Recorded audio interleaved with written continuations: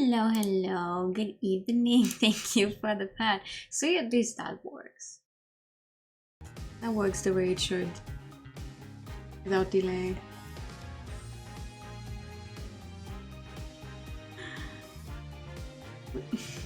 And we actually get a Phoenix Ray code. That's nice. Very fitting. Welcome back to another Ace Attorney stream. Ready for case 3? 3, I think. 3 this time around. Yeah. Turnabout Serenade is episode 3. Okay. The game is trying to make you think that this is going to be the last case. I can tell you right now it's not. This is not the last case of this game. It is, however, an episode that's going to reuse an animation a lot of times. That's wrong.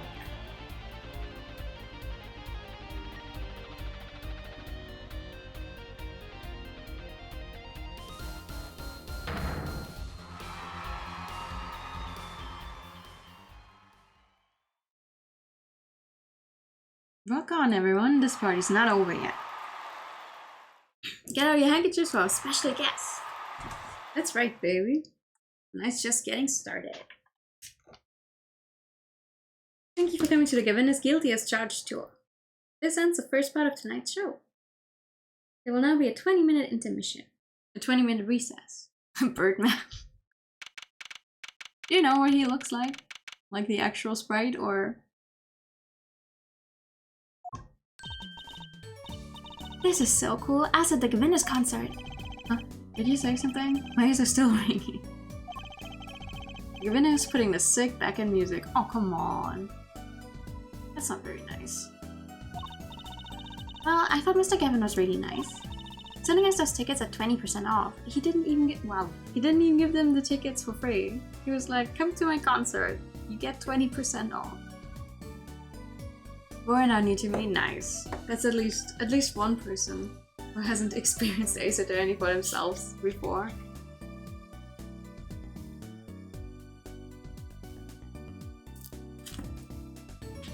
I still think it's interesting that as a prosecutor he still has the time to have a full career as a musician.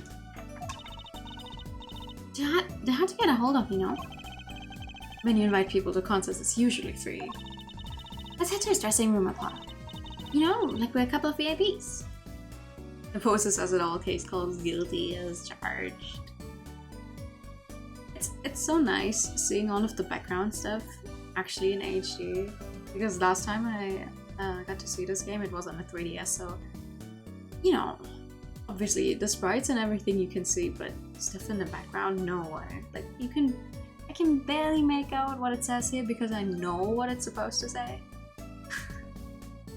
No way you could see that on the 3DS. I've always dreamed of being a VIP at a Gavina show. Truthfully, you didn't know who Prosecutor Gavin was before that case. What kind of fan doesn't know the lead vocalist's name?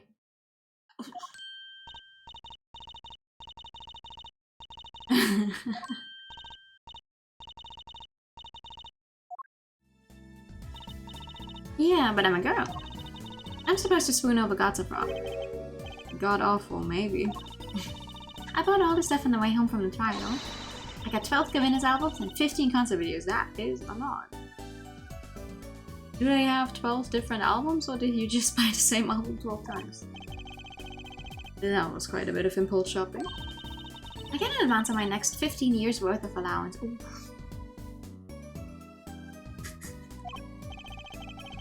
Oh, Mr. Right? That sounds like a real act of generosity.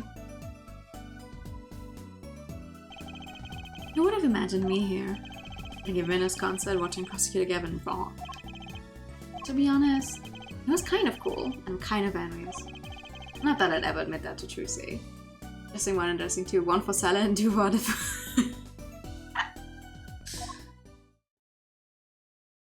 Oh my goodness.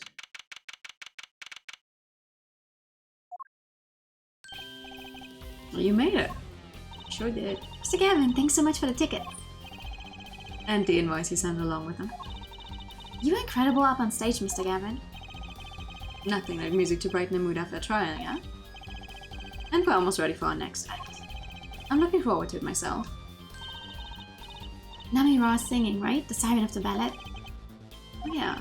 The flyer said she flew all the way over for this show. That's right. I happened to catch a show while overseas. Her voice is divine. I knew I had to invite her to perform with us. Lamira says, you praise me too highly. Oh, who's this guy? He's huge.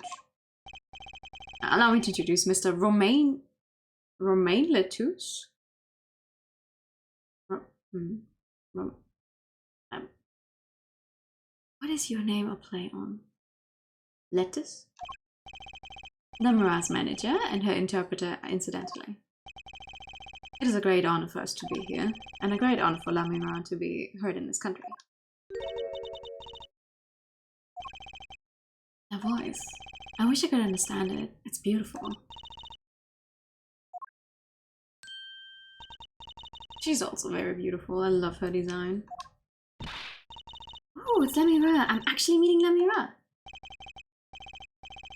I'm going to get sick of having to say her name, aren't I?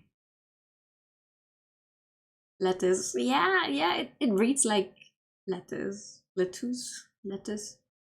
Roman lettuce. Oh, Roman lettuce!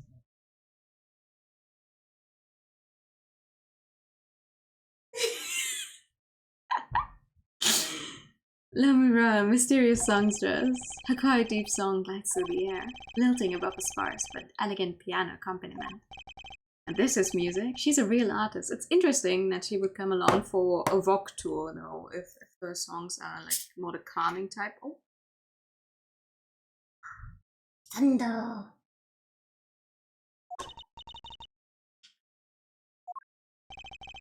Lamira says, we have long looked forward to this joint performance. Ah, Lamira, your voice. It is art.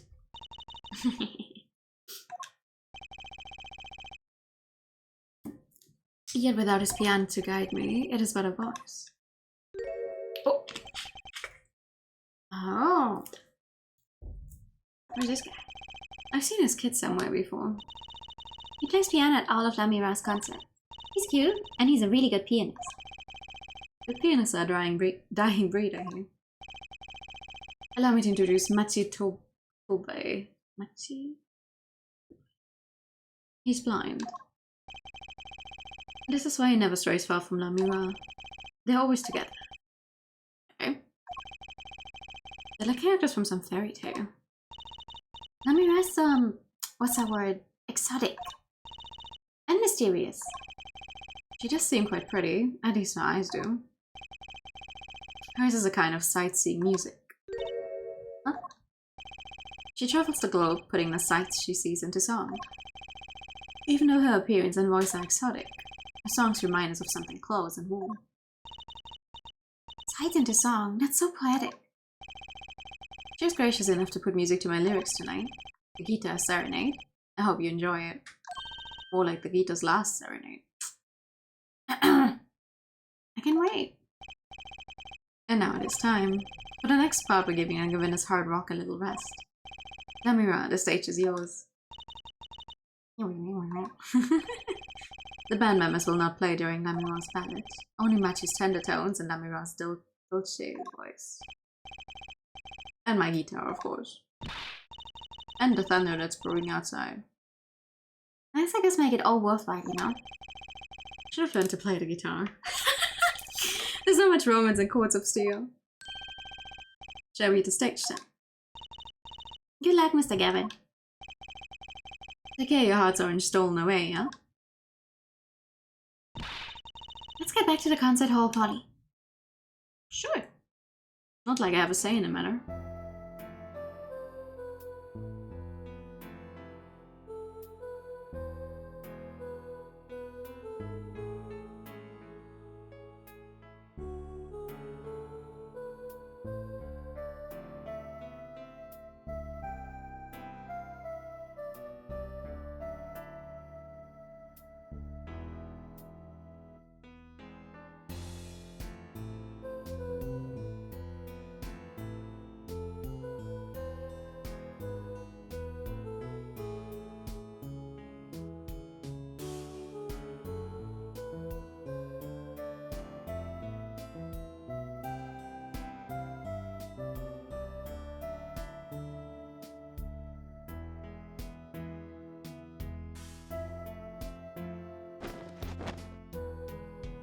Ooh.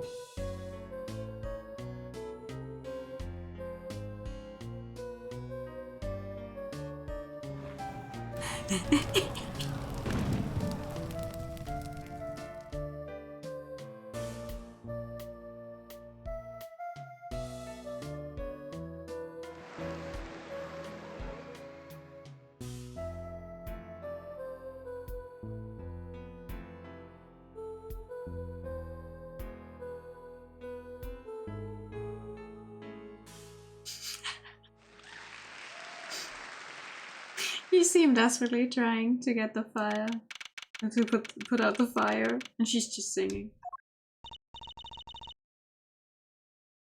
No, Mom, no. Shh. These were really good 3D models for the time.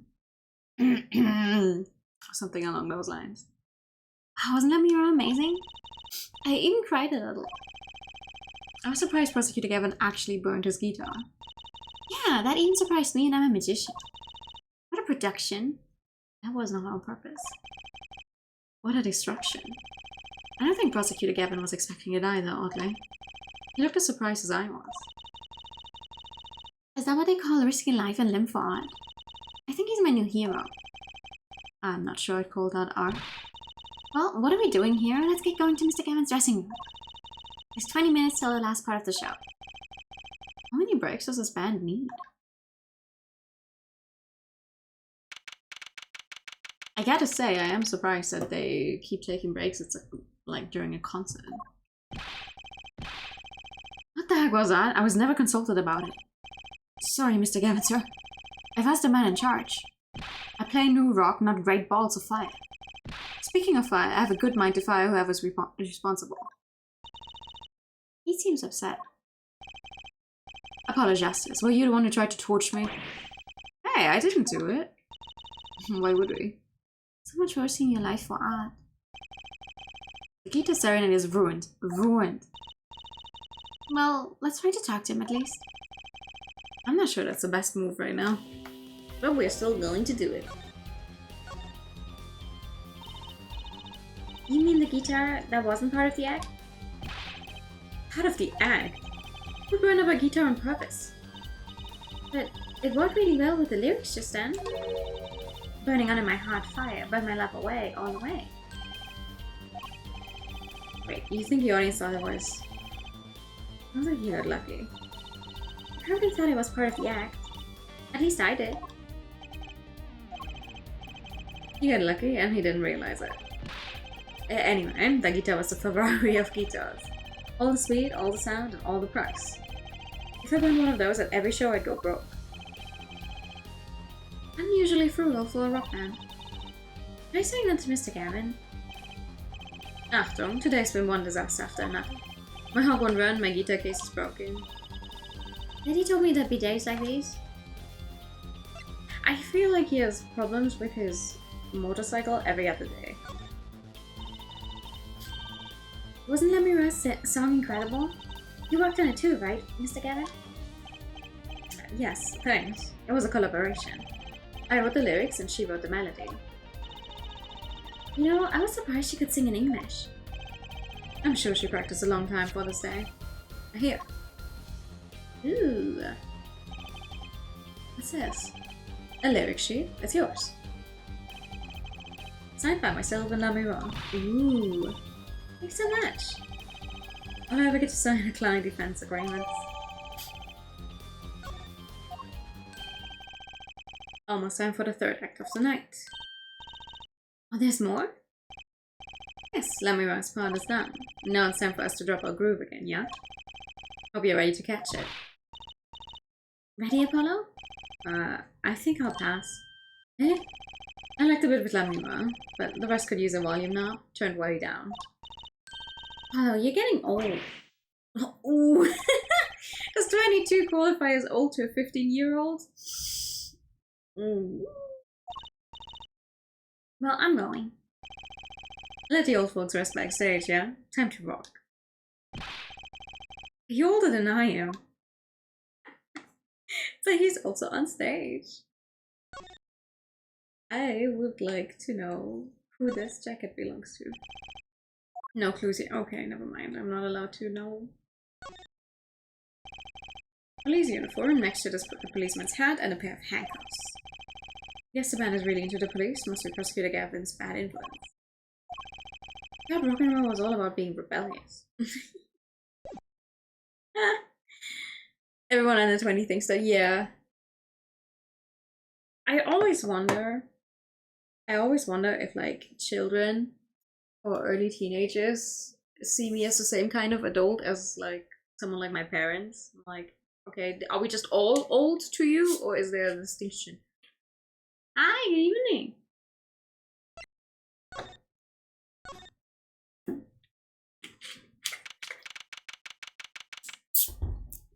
Stage hallway. Hey, it's you, the right kid.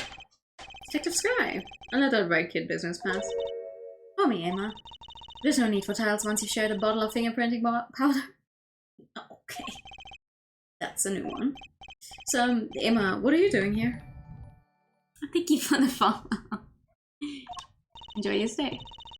Isn't it obvious? I'm snacking. You think I want to be here? Me in charge of security in this pit? Security? Did something happen? There's no knowing what that Glimmer's fault. Apparently he's all upset because something was stolen. He wanted security back here during the concert. Why does he get off acting like he's some big rock star? Well, maybe on the fact that he is a big rock star. He is a big rock star.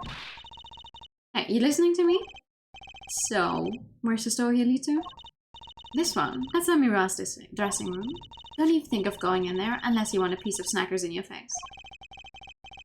Is she ever in a good mood, I wonder? Yeah. Emma... Okay. I've never seen someone eat snacks with such vehemence. Better give her a white bird. Snickered me. Aw. Emma? Does she even say anything? Nope. Okay. Maybe on the third one? No. It's the same for all of them. Oh, let me just get out of your way then. So this is Lamira's dressing room. If you even think about going in there... Uh-oh. What was that? Was that a gunshot? Something's going on. You, out of my way. Uh-oh. It's not locked. I'm going in. Well, I'm not allowed in there, but she is. I see how it is. Oh goodness gracious, what happened here? What's that awful noise? Oh, it's a concert. Oh!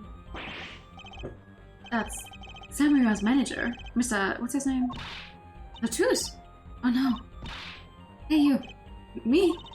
Watch this room for me. I have to call for backup. Right, understood. You want me to make sure no one comes in, right? And don't touch anything. I'll be right back. Oh god. What's going on? I just talked to him and now... Oh, he's not dead. He's alive. Mr. Latus, can you hear me? Shot. I was shot. Yeah, I can see that. Who shot you? I don't know. Ask. Ask? Ask what? Ask witness.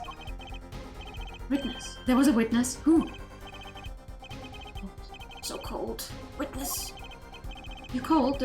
Don't worry, you're going to be fine. Help us on the way. Let's see. Hang in there, Mr. Latus. Tell me, who was the witness? Witness is siren. How can a siren witness anything? Damn. Mr. Latus. Hey, Emma. What's that? Who's there? Oh, what's wrong? Emma, did you see anyone just now? Huh? No? I just thought I heard a door close. Concert's been cancelled. Backup's on its way. Is Mr. Latus... He literally just lost consciousness. He passed away. He's dead, isn't he? That's horrible. The wall was probably just in the way, that's why he got shot. Lost him. Romaine letters. Shots. And I heard his last words.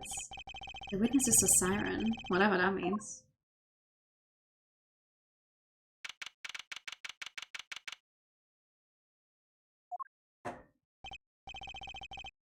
The venue's locked down. We took names and addresses before letting the crowd go.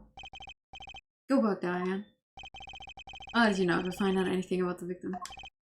Later. It's investigation time then, yeah, Fräulein Detective? I don't need some rock and rolling prosecutor to tell me that. One request I must make. Tell no one on staff or otherwise anything of this.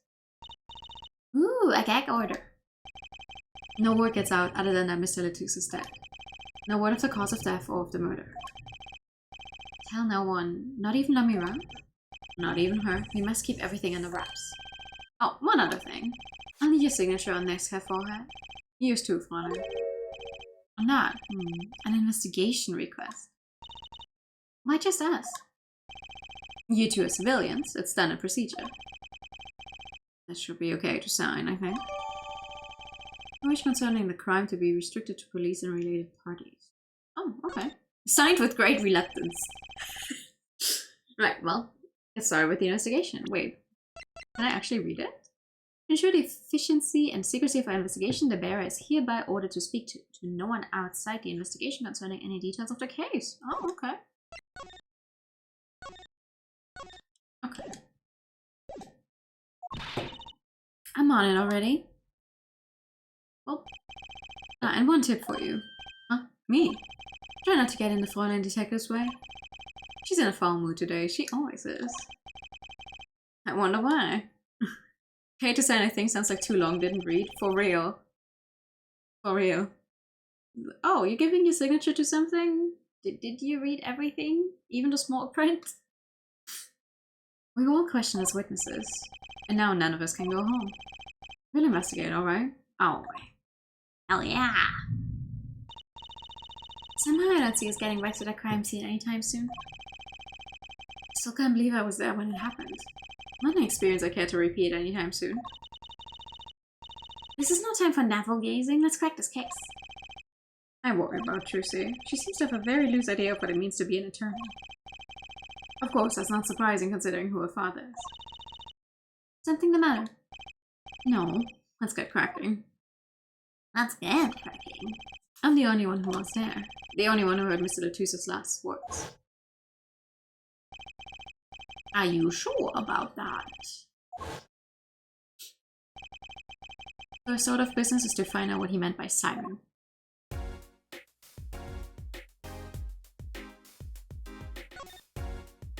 Can I look at this? What's that? It looks like some kind of future phone. Not a phone, it's a transceiver. It's called a headset. What's a headset doing on the floor? Wait, do you think Mr. Latouche might have been wearing it? Like one of those bodyguards? I don't think he was wearing one when we first met. The LED on this thing is lit, it must be on. Oh, okay, we should keep that in mind. Am I allowed to go into her room? Yes, I am.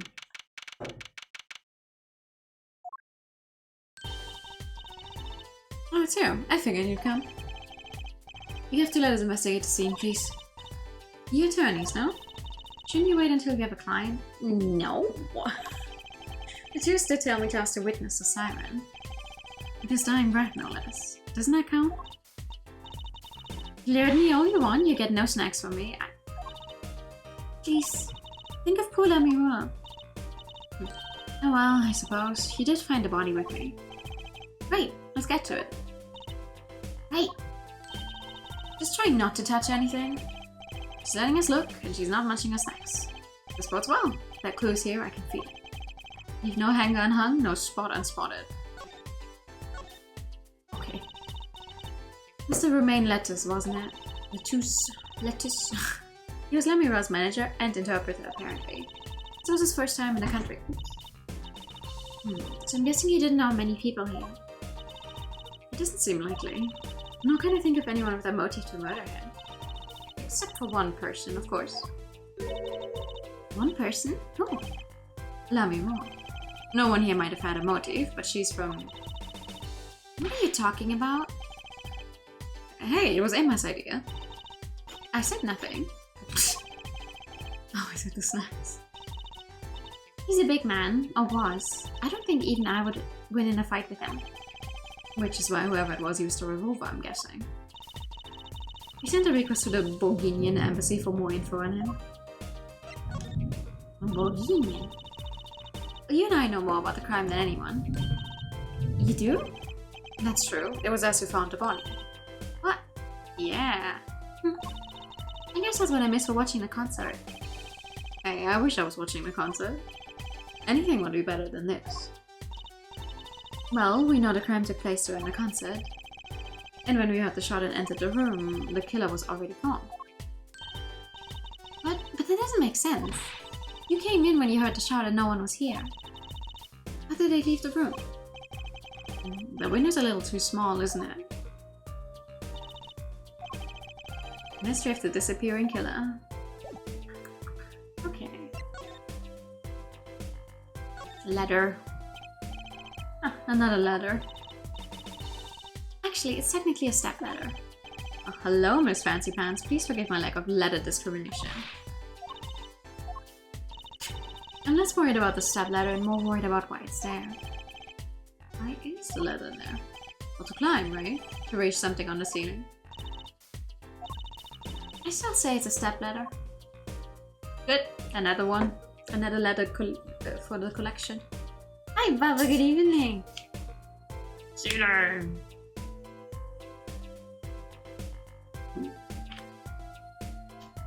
Okay. Let's see. Ooh, what a pretty brooch. Oh, Emma. You're not going to say, "Can I have it, please," are you? Oh. Look, you may be a cute little girl of 15, but it doesn't get you any special treatment with me. Aww. It's not healthy to envy the young, Emma. It's not about envy, it's about tampering with evidence. Note yourself, Emma lacks a sense of humor, use caution. You need to learn to respect your elders a little. Something seems so familiar about that brooch. Okay.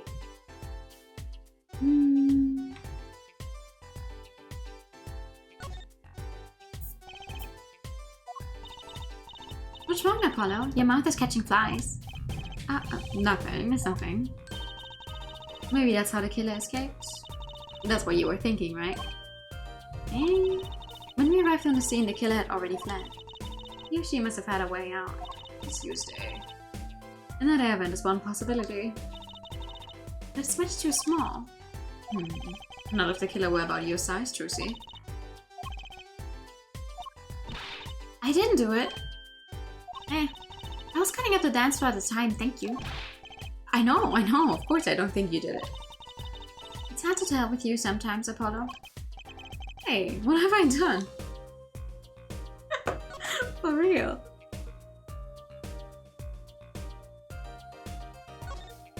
Well, there's always a way out of these rooms, that's for sure. This is the murder weapon, isn't it? This revolver. That's right, a big 45 caliber revolver. Ooh. Wow. I wonder who brought this in here. I thought only police were allowed to have one of those. Why are you giving me that look? I didn't do it. I didn't... Listen, I was out in the hall eating snacks when it happened. I know. No one here thinks you did it, Emma. It's hard to tell with you sometimes, Apollo. Wait, if the killer brought a revolver, it must mean they had planned this from the start. That's right? Yeah. Probably.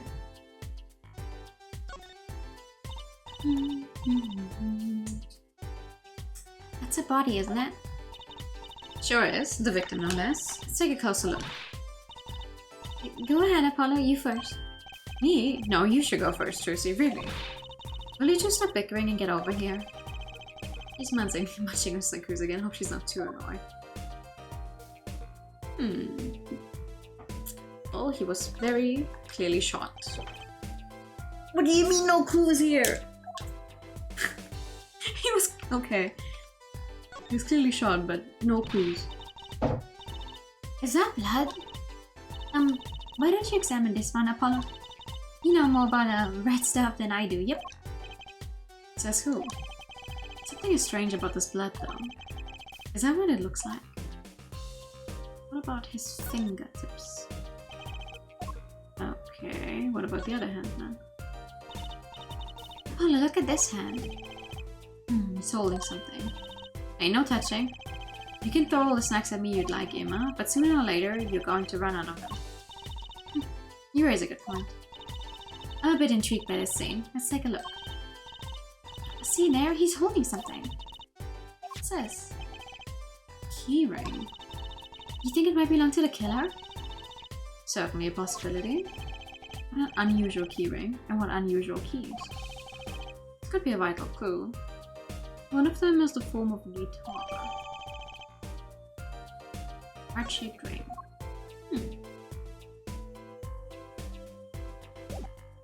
Okay.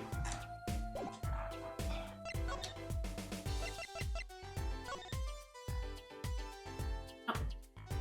That sure is a gun. I want to present it. So this is the murder weapon. This revolver is incredibly heavy. It's been fired twice. You can still smell the gunpowder. That's odd. What's odd? Oh, nothing. No fair? Tell us. It's just something about this revolver seems strange. Strange? What part of it is strange? What do you think about this revolver? Well, it's pretty big and heavy. That's right, it's a .45 caliber. That makes it one of the deadliest revolvers around. Even the police don't carry guns this big. Really? Yeah, it doesn't make sense. You don't need so much power to kill at such close range. It's overkill. I'm not sure I see the problem. I mean, whenever I go out to eat curry, I ordered extra spicy just to be sure it's spicy. Of course, I can only ever eat 1 or 2 bites. Why would you do that? And that's not a problem. There's another thing about a gun this big. It puts a lot of strain on the shooter. Strain? Yeah, say if you were to fire this revolver, the recoil would probably dislocate your shoulder. Ouch! It's like the shooter's a victim too. Yet the killer used his revolver, and quite well. I'm guessing whoever did it was used to shooting. Used to shooting a high caliber weapon. Well, that's about it. I think we've looked at just about everything there is. I guess you're right. I know how you're feeling. It is hard to know when to stop. But anything more involved has to wait until the squad gets here. I suppose... I go report the evidence. Sorry, but you were here to lay it back? Huh? Oh, actually, we have to... Great, thanks. You're not listening. She left. What do we do, Apollo? She told us to wait. Right, now how am I supposed to investigate? Oh, I guess it can't be helped. Let's go. Huh? Go. Time's a wasting, Apollo. We've got a lot of ground to cover. Well, that's true, but... on second thought, why not? I'm sure everything will be fine. Of course it will. Let's go. Okay, sure. Let's just go.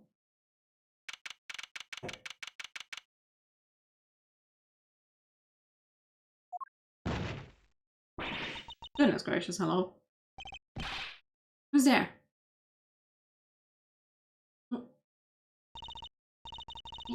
Didn't just imagine that, did we? He was wearing a steel cat. Friend of yours? Hardly. Whoever that was, he sure looked suspicious. And we'll surely never see him again.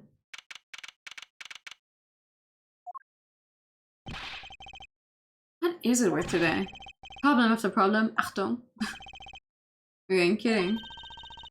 It's the 2 leading members of the Gewinners, Apollo. Clavier and vocals and Darian on guitar. They're so cool. I've had a hard time thinking of Clavier as anything but a prosecutor, honestly. Huh? What are they arguing about? Probably the case, I bet. My hawk won't start, my guitar case is busted, my guitar has been burnt to a crisp, and to top it all off, someone's dead. And then there was a performance just now. What was that all about? Hey man, don't blame me. You were the one who missed the cue. Me? Miss a cue? How could I conceivably get the most important part of that song wrong? How? What was all that tinny playing of yours? What are you calling tinny? Sounds like they're having a spat. One of those differences in musical direction bands are always splitting up over. This is hardly the time. What are you two doing here? Hi. We were just discussing the investigation, if you don't mind. Sorry. Wait, you were what? Listen, you need to confirm that with the Republic of Boginia and Detective Crescent. Right. Anything else? What did he just call him? Detective? Ah, greetings. Your hair is crazy. Darien Crescent, Criminal Affairs, Division 3. Hello. Criminal Affairs. Apollo, you really don't know anything about the Givinus, do you? Something tells me that's about to be remedied.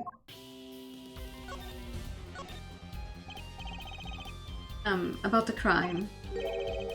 Which crime do you mean? The murder, what else? Oh, that. For me, today has been a hit parade of crimes, you see. He bumps into every door when trying to open them, for sure. Prosecutor Gavin was singing the blues earlier, wasn't he? Something about his hawk and his guitar case.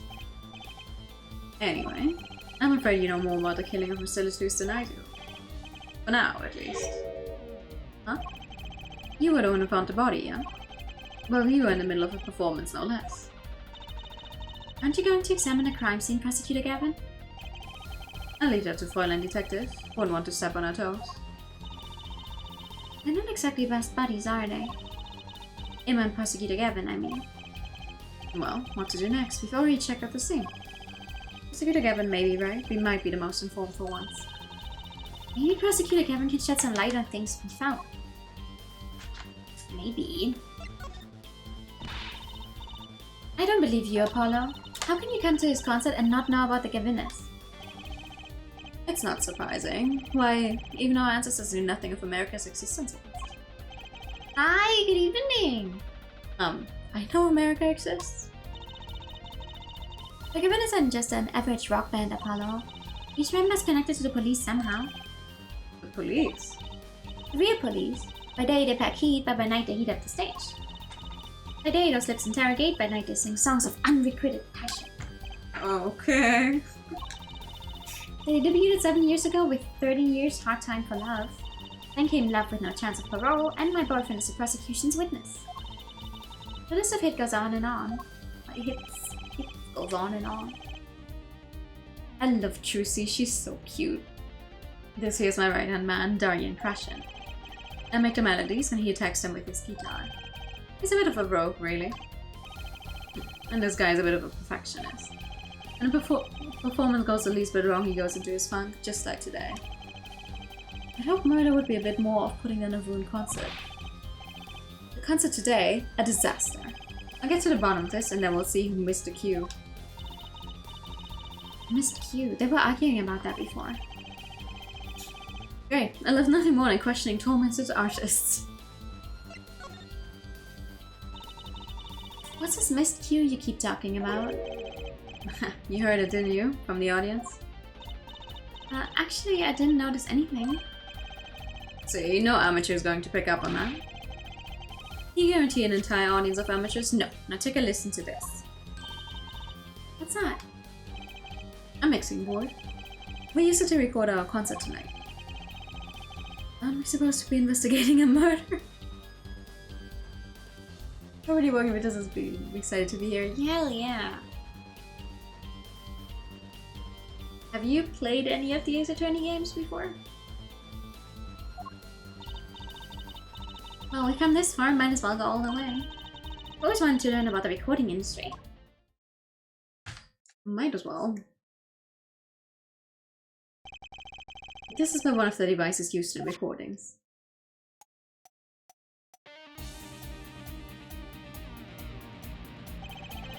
We're a 5-part band.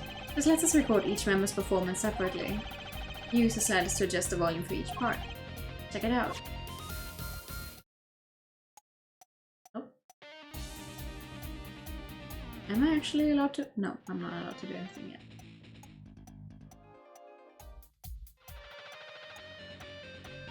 Violently. Good evening to you as well. Oh, neat. So, could you say here only the drum part? Of course, that's how we'll find the criminal guilty of missing his cue tonight. I'm more concerned with the other criminal, the one who kills people. You wanna help on the case and help me with mine. I guess rock and roll comes before prosecuting. Let's begin. First, we bring up the part of the performance in question. Simply choose a section of the song you wish to hear on the uppermost bar. Like so. There it is, now listen.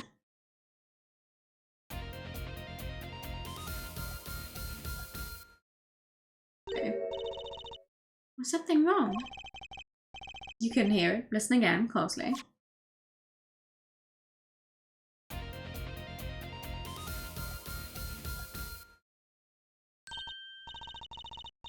Time is a little off, isn't it? See? There, right at the most important part. And even an amateur can hear it. An amateur with a mixing board, maybe. You're missing the point. We'll never stamp out crime until we're perfect. Perfect. Here he goes again.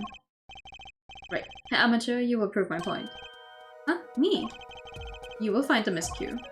You will tell us which instrument, which part, is the guilty part. How? Did I not just explain it? Move the sliders with and adjust the volume for each part. Then you will find the part that hopelessly bungles the cue. You find it with your untrained amateur ears. Nothing to do but try, Apollo. Yes. You get through like 3 trials in the OG. Oh. Well, to be fair, you can kind of get into Apollo Justice without knowledge of the other game, seeing as it has a new protagonist. And all of the backstory needed for Phoenix and why he's not a defense attorney anymore does show up in the game itself, so you don't need to have played the original, but I always recommend them. They're very good games. And I admit this looks kind of fun. Yeah, jump to another section of the song. Okay, use which parts, right? If you find the guilty part, press Y to point it out. To rock. Hell yeah. Oh, Few is pretty fun. Hell yeah. Okay. I think it was this. No.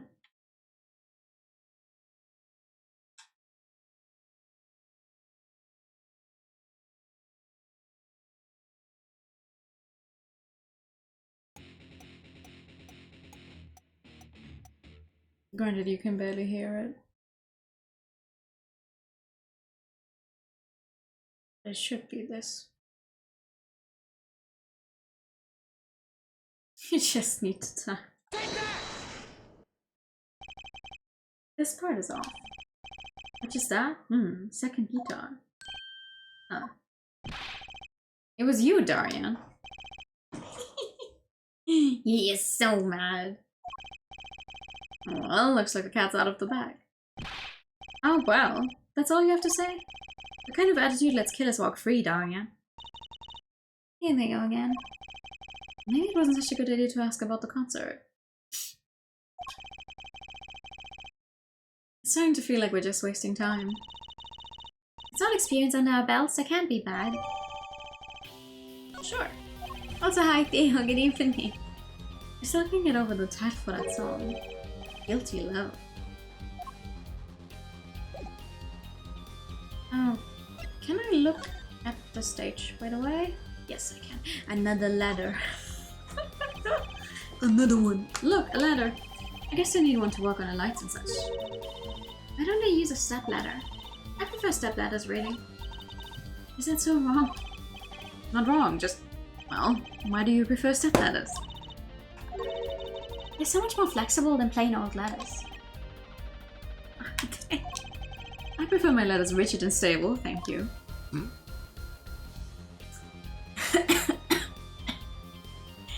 Okay.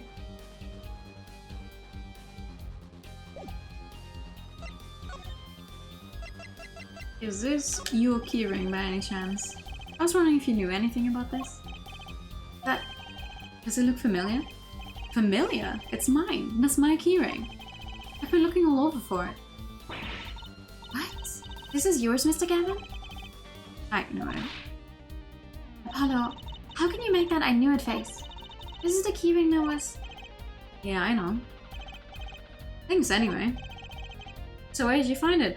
Oh, you know, clasped in the hands of our murder victim.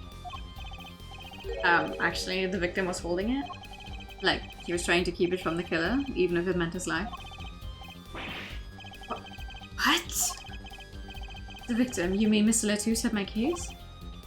Indeed. When will my trials be over?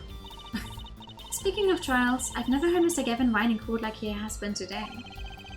Emma was right about the fob algebra now. Oh no. Mr. Gavin, maybe we can help. Tell us about your troubles today. I really don't think that's... Tell us, and we'll keep mum about the keyring for now. Ooh, are you blackmailing me, Fallen? Is it working? You were saying something about your motorcycle not starting? And something about your guitar case being busted. You're well informed. You mentioned it a few times. It all happened this morning.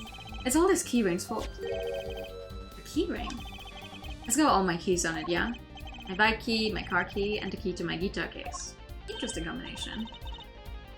Wait, so this keyring... It disappeared. I thought I put it in my jacket pocket. So you took Gavin's keyring disappeared. I had to come to the concert by taxi. How embarrassing. And in order to get my guitar out, I had to break the log. Guitar! I don't care, I'm not gonna say guitar. The guitar. Therapist extraordinary with a little blackmail spice. only when it's needed. Wait, this guitar wasn't the one that... The very one. Up in flames. And right on stage too. Aww. That was such a nice looking one as well. I actually thought that was part of the show. Crazy. And to top it off, Mr. Lettuce's life was taken. Nobody told me about days like these.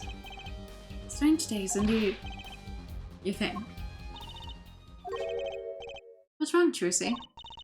Well, I was just trying to make sense of everything. First this heart-shaped keyring gets stolen, then a very expensive guitar flares up on stage. Then Mr. Lettuce dies. Yes, and? Could it all really be just a coincidence? Coincidence? Meaning? Darling, can you make any sense of all this? Hey, don't look at me. What do you think, Apollo? Huh? I mean, either Mr. Gavin's having a really bad day, or all this was planned. Clever Gavin's really, really bad, horrible day. You aren't thinking what I think you're thinking. Are you, Fallen? I am. What? What? Hey, don't leave me in the dark with Spike here. The name's Apollo, but yeah, I agree. Don't leave us in the dark. What are you talking about? Haven't you noticed a connection, Apollo? A curious connection between all of Mr. Gavin's troubles today. Well, of course we have.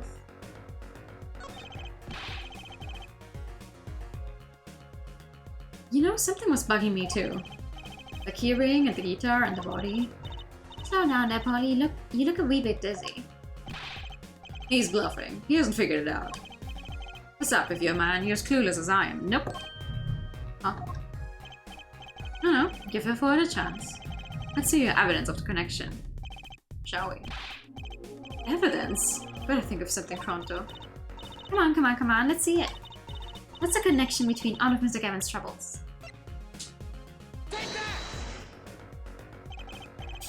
Assist, isn't it? The lyric sheet. The guitar serenade. What's that got to do with anything? It has everything to do with everything. Though I wouldn't have believed it if the Fräulein hadn't pointed it out. What are you talking about, man? Enough of the riddles. Maybe it was a coincidence, or perhaps it means something. Don't you think, Fräulein? I do. Everything that's happened to Mr. Gavin today is predicted in the lyrics to the song. What? No way. Look, just think about everything that's happened to Mr. Gavin. Let's list them in the order that they occurred. By reading this lyric sheet. First, the keyring was stolen. And not just any keyring, a heart-shaped keyring. That's right here. When you stole away the keys my heart held onto so tight. This is a heart holding keys. And next, his guitar burst into flame. Burning under my heart fire burned my love away. And then Mr. Letouce was killed. Like a bullet of love, fire take my life away. But that's crazy. Yeah, no kidding. So everything that happened today here, the song predicted it all? Why would the victim try to keep Gavin's keys away from him? Well, I mean,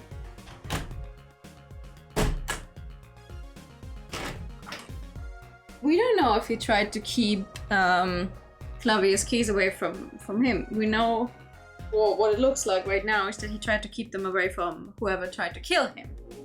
We don't know who tried to kill him. Might be he was safekeeping them for whatever reason. I don't actually remember. Or perhaps it was the other way around. The criminal could have based the crime on the lyrics. But who would go through all that trouble? Someone who moves in mysterious ways, no doubt. I believe you stumbled upon something quite vital and quite annoying, Fräulein. She looks pleased. The lyrics predicting the crime, Clavier. Seems a bit more than just a coincidence to me. I have to agree. Keyring, the guitar, and the murder. Keyring might have been dropped by accident. Yet the victim was holding it. Hard to think that it was unconnected. True. Prosecutor Gavin's as calm and collected as ever. So the criminal matched their actions to the lyrics? That sounds likely. Why would anyone do that? While we think about that, I'm going to get cracking on the biggest crime here. I'm going to talk to the Bulgarian embassy about this, Mr. Letouce. Alright, thanks, Darian. I'll leave the pondering of mysteries to you. I'm out of here.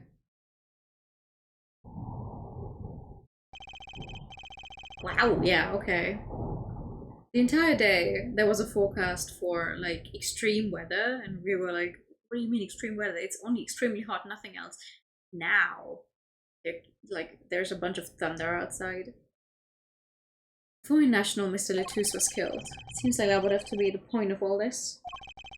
But they did more than that. They left us with not only a murder, but a mystery. A murder mystery! So Gavin sure is irritable today. Maybe this is the real prosecutor Gavin and we don't get to see in the courtroom.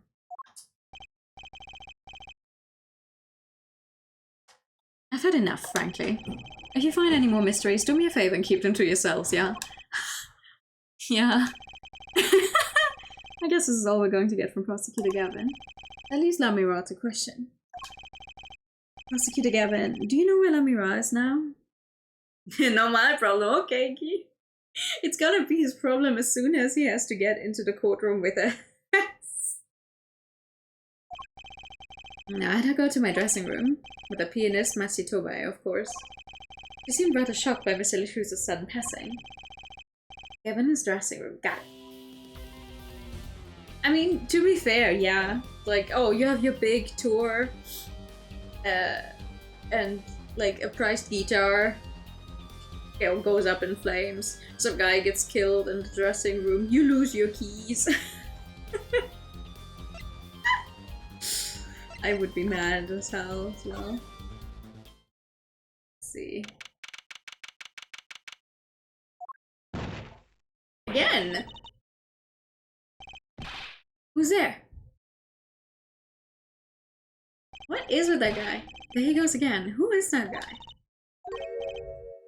Juicy. You know, he did look sort of familiar. So he is a friend of yours? No, that's not it. Sorry, I don't remember. Curiosa and Curiosa. That looks wrong. What do you mean? Curiosa. Okay. The little plushie, you love him? Really? Well, I'm glad you do. I cannot. Every time I have to see that thing, I'm like, oh. Not again. It is wrong, but the phrase is a reference. Oh, okay. Let me run. What has happened? I heard that Mr. Latouche has died. Lamiro, you speak? I mean, you speak English? Yes. I was invited here from the Republic of Beginia, but I'm not Beginian by birth. But wasn't Mr. Latouche your interpreter? Yes, well, it was Mr. Latouche's idea. Thought it would add to the mystery, you see. Then, your pianist is also... No, Machitobai is Boginian. He does not speak English. Now please tell me, what has happened to Mr. Latouche? Why did he... Actually, Mr. Latouche was... Juicy. Huh? Remember what Prosecutor Gavin said? Not a word. But Mr. Latouche is Lamira's manager. That's not fair to her. I mean, isn't she a related party?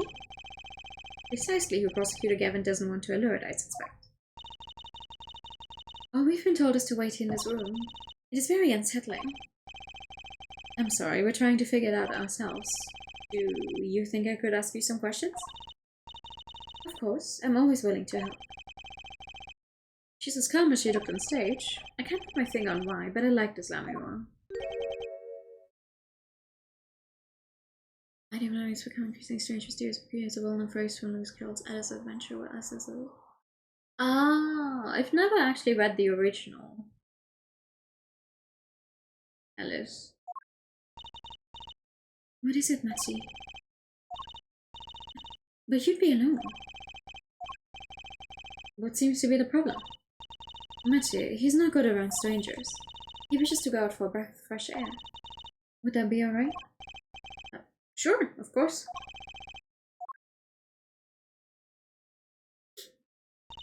I like that they're choosing to write like a foreign language you can't understand. The more you know! Very well. What is it you wish to ask me about? Many things. The Republic of Boginia, that's in Northern Europe, right? I've never even heard of it. I started out singing in a restaurant, then a producer called me. Before I knew it, here I am. You don't say. You know, my daddy plays piano in a restaurant. Producers tend to look for talent, Josie. Lamiro, you're not from Boginia originally? Were you born here? Well... Oh, is it supposed to be a secret? Image is everything when you're a star. I know a bit about that, of course. Yes, it is something like this. A contract, you might say. I'm also not to speak anything about Boginian in public. Image is important, I guess. Bill Nye, the science guy? Yeah. To an extent. She's not all image though, her songs are lovely. A real landscape painter in sound.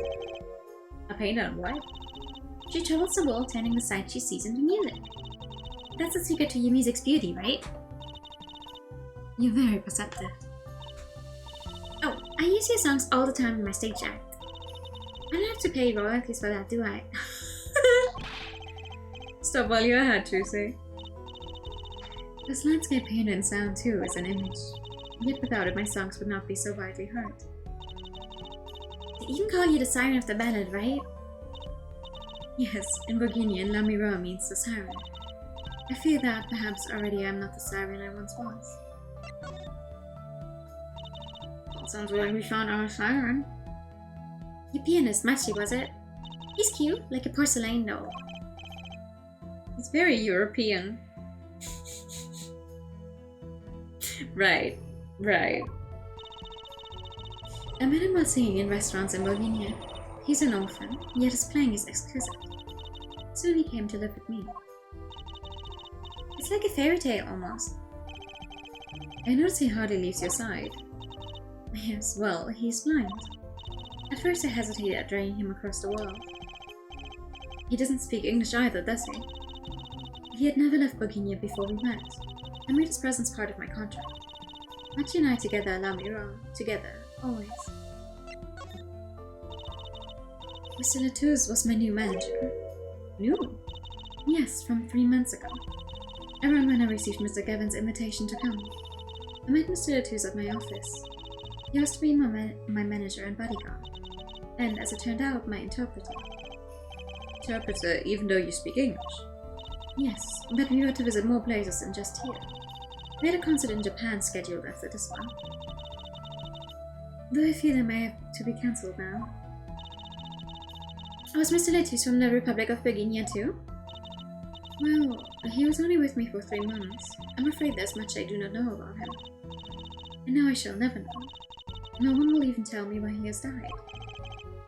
I'm sorry. Prosecutor Gavin said we weren't to talk to anyone. Mr. Latouche was a talented man. Siren of the ballads. That phrase was his idea, you know. I'm happy for him that it has become so well known. A siren? That's what he meant. Huh? Apollo? You are the siren, right, Lamira? That is the meaning of my name in Bohemian, yes. It was the name my producer gave me, but why do you ask? It's very important.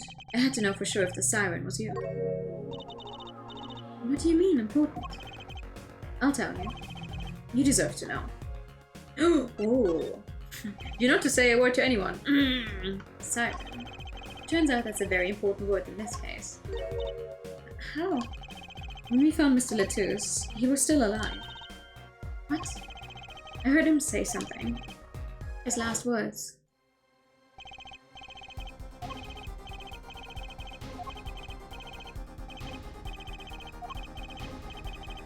The witness is Siren.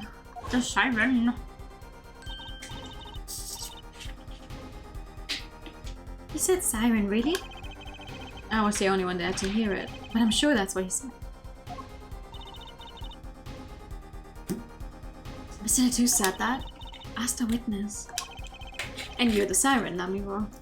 Lamiro. Did you see what happened? Lamiro? Might I ask, are you with the police? Well, no, I'm a defense attorney. An attorney? Yet there have been no arrests yet. Is that a problem? Does an attorney not work for a client? If you have no client, you should leave the investigation to the police, I think.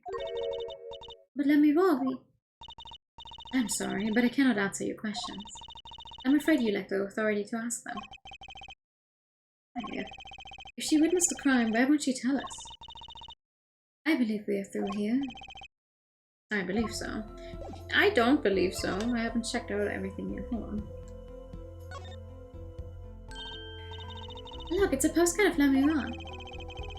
What are these letters at the bottom? I've never seen these before. It must be a native tongue, Bohemian. A landscape painter and sound. This is how it would translate roughly. Please take one. Landscape painter and sound. That's a nice image. Yay! Thank you. And now I'm going to show you something. That reminds me. Does this brooch look familiar to you? My brooch? Yes, well, it may be mine. You must let me know. I was wearing a brooch earlier, you see. I must have lost it. Fish too many. Conscious amusing, wow. You having any luck with the fishes? Well, that explains the brooch we found. It was Lamira's. It was. Thank you. I was wondering where I dropped it. But this brooch belongs to her. Brooch. Why do I keep saying brooch? It begs the question. Something wrong, Apollo? What's this brooch doing at doing at the crime scene? That is a good question that we're not going to get an answer to now.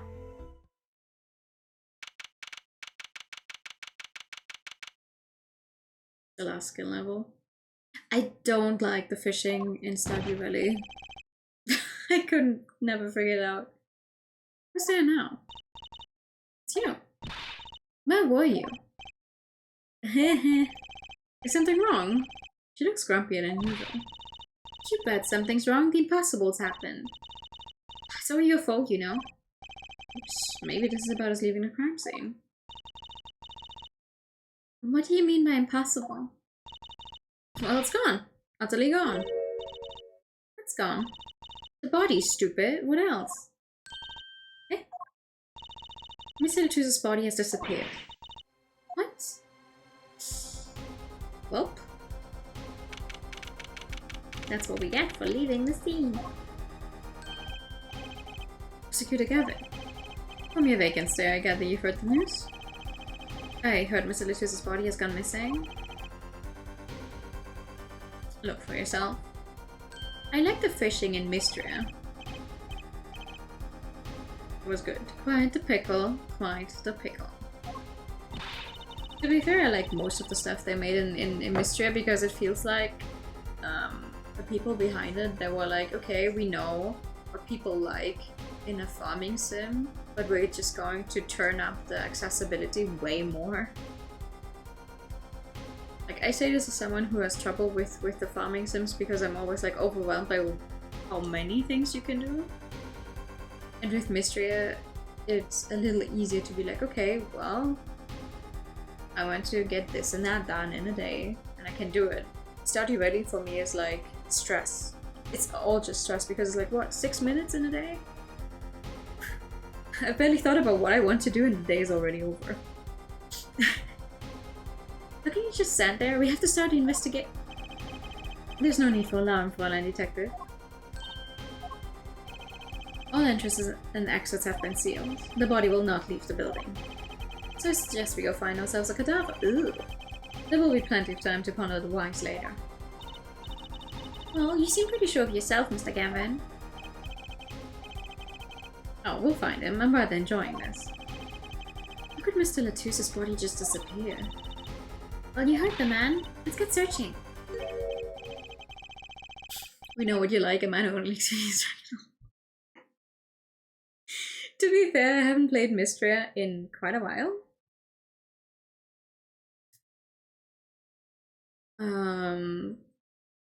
Have they finally implemented like the actual full-on romantic events? Because last time I played, it was like right when it started its early access, so we didn't have all of the events yet. I don't know if this is exactly the right time, but yes, I am. See, Gita's gone missing. It was in the dressing room. Guitar? Who's Guitar? That's what I call my guitar. You like, man? You like, man? Your guitar was stolen.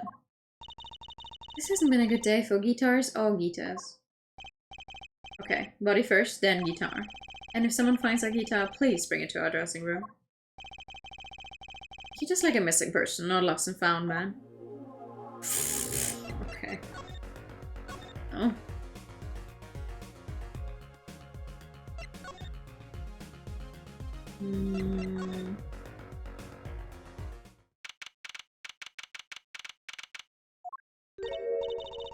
Does something seem different to you, Apollo? Something is definitely different here. There's some more romance? Yeah.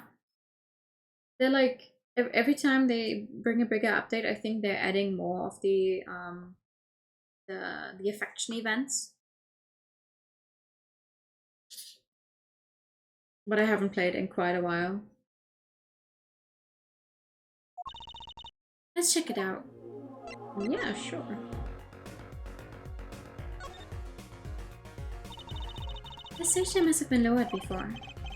It's a tower that let me roar and Prosecutor Gavin was singing on. Someone must have raised it. I don't see a way to control it from here. Apollo, what about a ladder there against the wall? We could use that to take a look up top. Maybe we should get Emma. What are you talking about? We have to see this sort of thing for ourselves. Not so good with heights. Stop whining and start climbing. This poor man.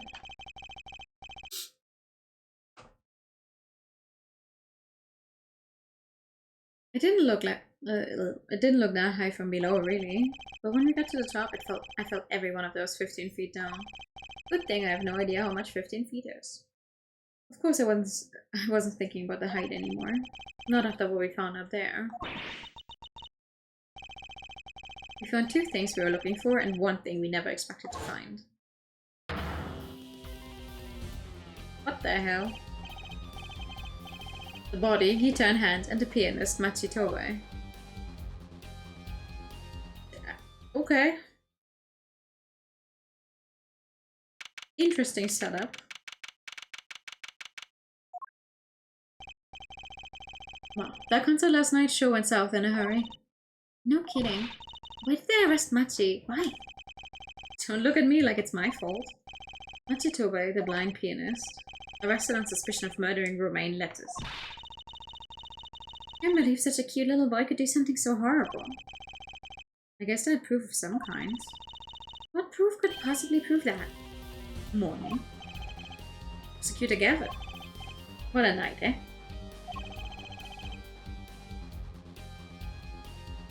Think of Fire Emblem 3 Houses, you're saying to the one person who doesn't like Fire Emblem 3 Houses because it's not what she likes in a Fire Emblem game.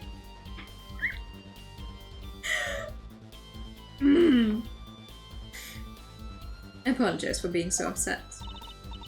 Mr. Gavin, do you know what's going on? Why did they arrest Machi? Why? Don't look at him like it's his fault either. It was tough for me too. We performed together that night after all. Yeah. Yeah.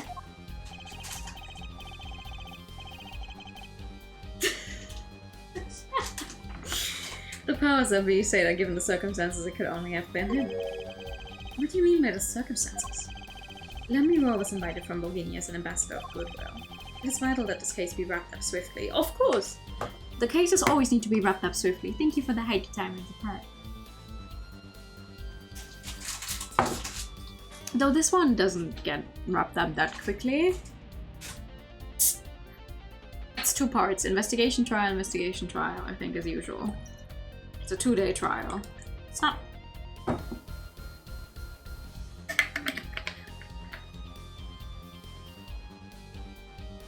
We will stop walking on cars. True, that was fun.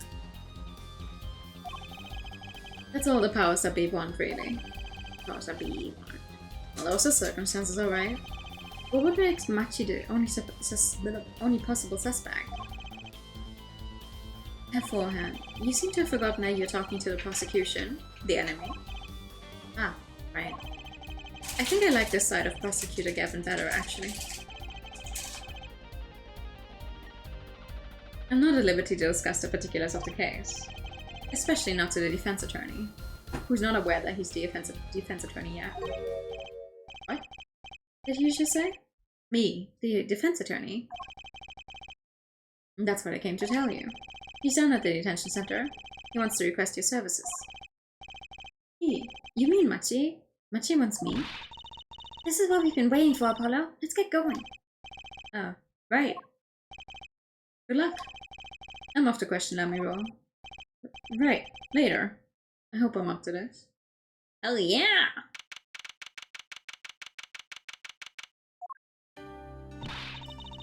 Well, I just don't get it. I refuse to believe a cute little kid like that could do something so terrible. You said that already. And you should say it again. Prosecutor Gavin to clarify, did you actually get to know as a person of all prosecutors up to this point? I mean, frankly, he's also the one prosecutor I really feel like you get along with outside of court. Because he's less antagonistic about it. I said this last time, but he's actually genuinely just interested in also figuring out the truth, even if it turns out that his client is guilty of murder. Spiritfarer was a lovely game, though I never finished the DLC Spirits Stories, but we finished the base game on stream many years ago. With fishing, I mean, you are on a boat. You'd expect the fishing on a game that takes place entirely on a boat to be decent.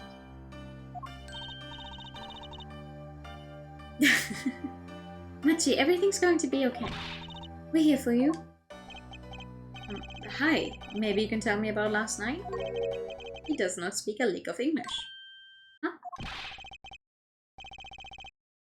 That's what I'm saying. That was when I realized how tough it must be. A little kid like this. In a country so far from everything he's ever known. And maybe Lemuro can help? Didn't Prosecutor Gavin say she was with him? Good luck! Yeah. Well, what are we going to do? That's, a good question. I can't think of anything we can do but go with this. And hope for the rest of the trial tomorrow.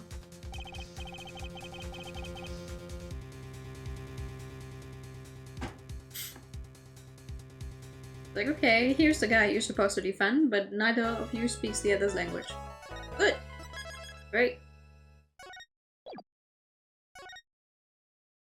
Good game with fishing doesn't like a game with good fishing. I don't know. I feel like you either love the fishing in Final Fantasy XIV or you loathe it, because either you're crazy about it or no.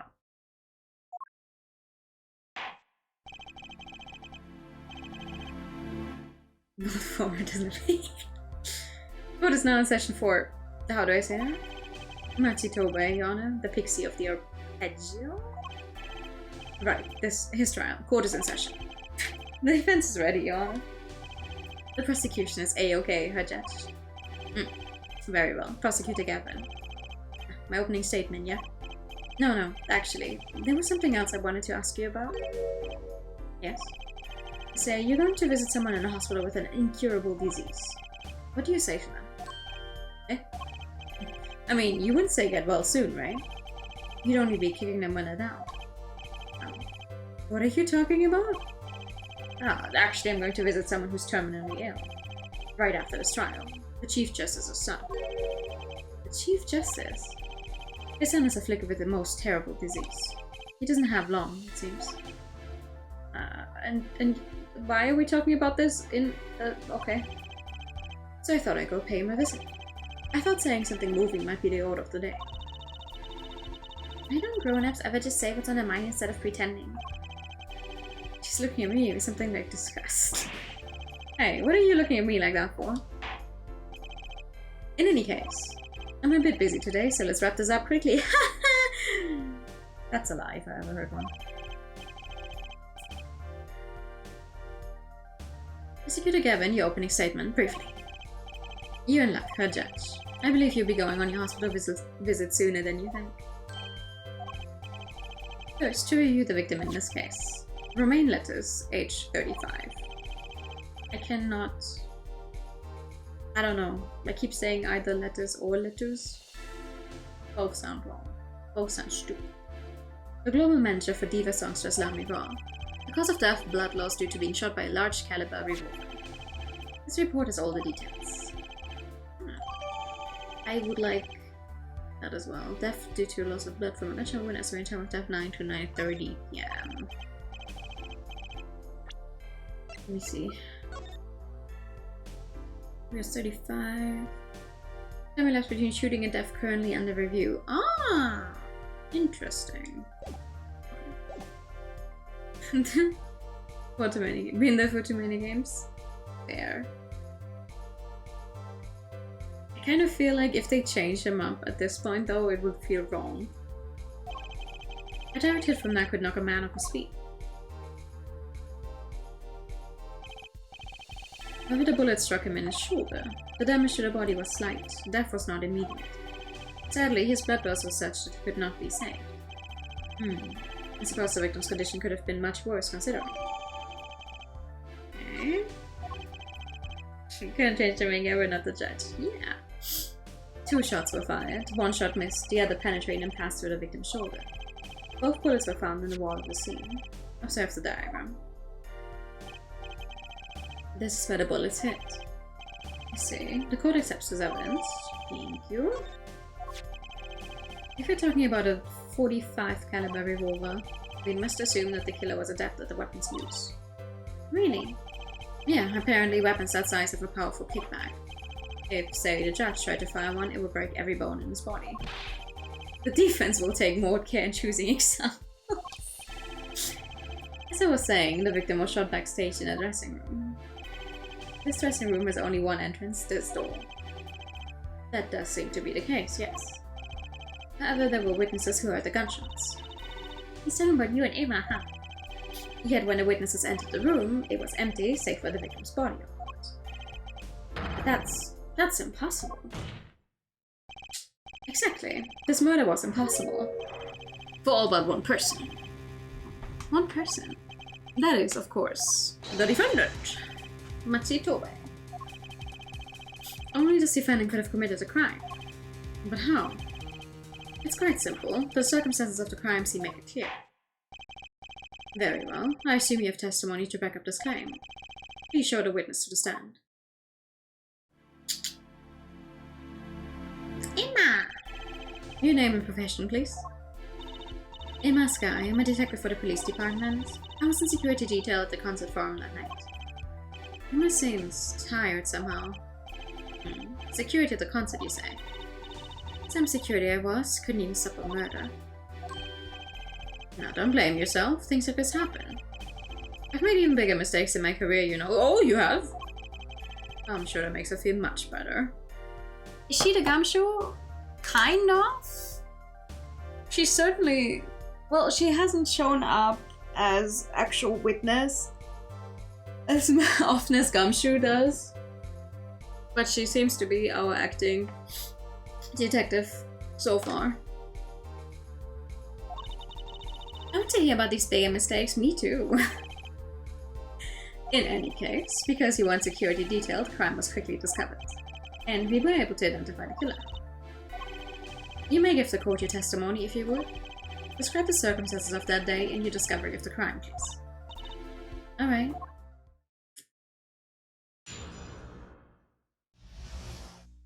I think it's interesting to see Emma kind of grow up through all of the games.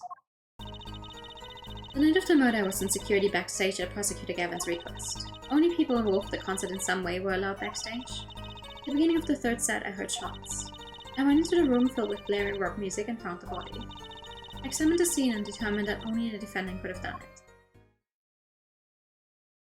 it. It was lucky that the detective was the first on the scene. But the door was the only way out of the room, right? Yeah, pretty much. And I don't get it.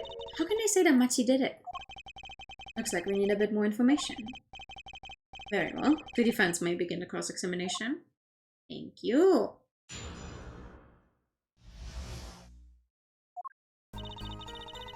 Time to press everything.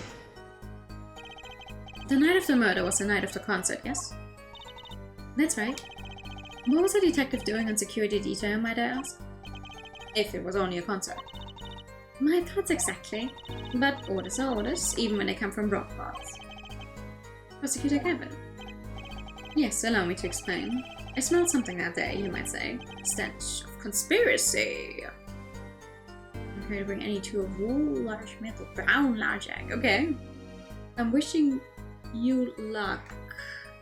Oh, it started raining now. Ooh.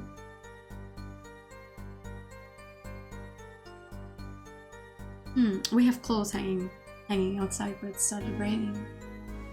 I'm not sure that's gonna go over well. The day at the concert hall. Conspiracy. Well, isn't it obvious? My keys. The whole morning, no, the whole day was ruined. And it's all because someone stole my keys. I couldn't ride my hawk to the show, I couldn't open my guitar case. There he goes again. Isn't it possible he simply misplaced them? Misplaced them? Misplaced items don't just wander into a murder victim's hand on their own. Sis, Prosecutor Gavin, if your keys were in the victim's hand, that makes you a prime suspect. It does. Love, slow acting and new atroquinine is waiting for you. He's singing something. Does everything just gonna have to be so over the top? The killing happened in the middle of my concert. I was, like a sailor, adrift on a sea of sound. Anyway, I didn't want anything else stolen, so I put the detective with the most time on their hands on the task. I see. I can accept that. Well, I can't. What do you mean time on their hands? Please, the testimony. The testimony is like, I'm going to save the clothes that are outside before the rain gets worse. Hold on.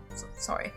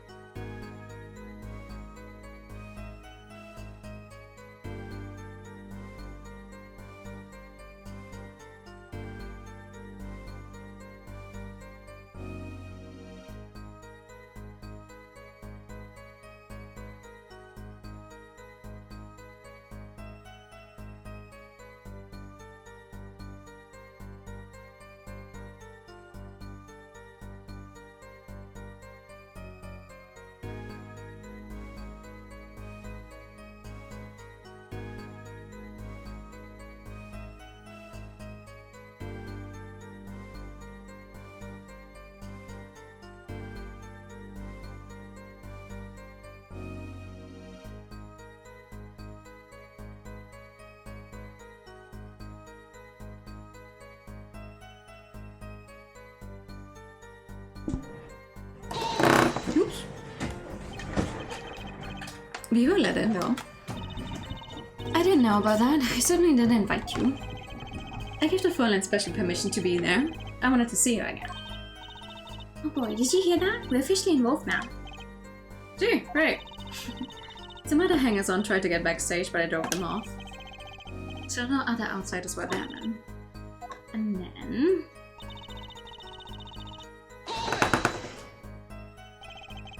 I believe we were having a chat when we heard the shots. You were the one chatting, I was eating snackies. Hey, no snacking in court. And you sure the shots came from Lamira's room? Yes, absolutely. Hey, I'm the one being cross-examined here, but I was there as well. Yeah, and this will keep you quiet. Technically, we're both witnesses. Hi Zen, good evening! Thanks. So, how about it, Emma? We were right there. Hard to be mistaken about that. Please, either talk or eat, not both at the same time. I like both Clavy and Apollo a lot. They make for a good combination. Right, so after that, me and Mr. Lawyer there opened the dressing room door.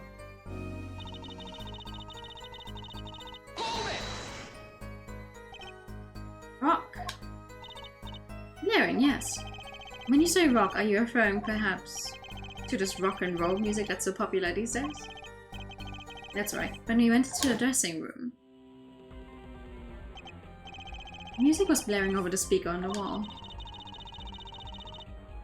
The pipes sound from the station to the backstage through speakers. That way people in the back can hear when they're supposed to be on stage. This case, yeah. Good one.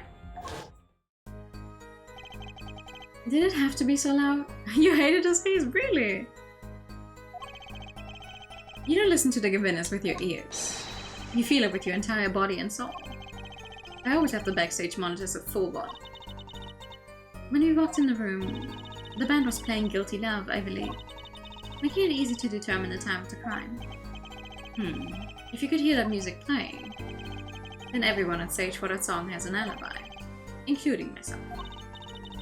Anyway, I closed off the scene and started my investigation.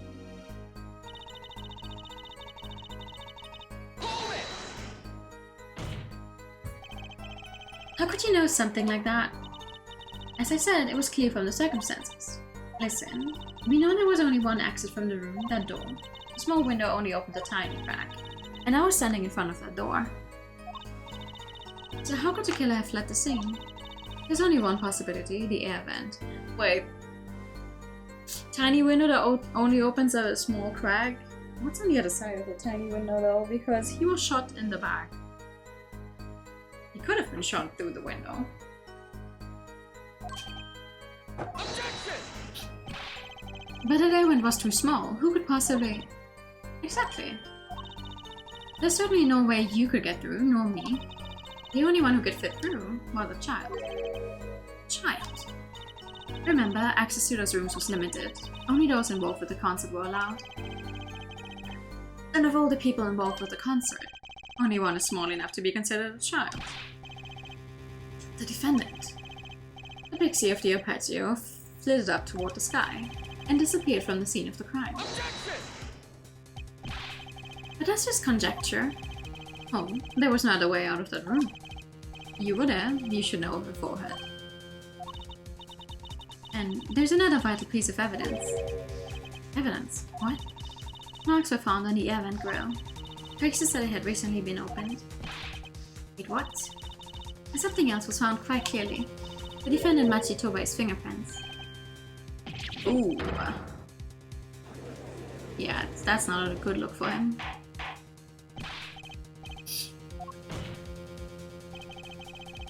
That air vent was the only way out of the room. The defendant's fingerprints were found on the grill. Well, her forehead. What fairy tale does this suggest to you? Only one could pass through that vent, that doorway to heaven. And that one is our pixie. Why are you looking at me, Apollo? I was out whooping it up in the audience. So this was his decisive evidence. Quite decisive indeed. I believe that's enough of that. The prosecution has a rather convincing case.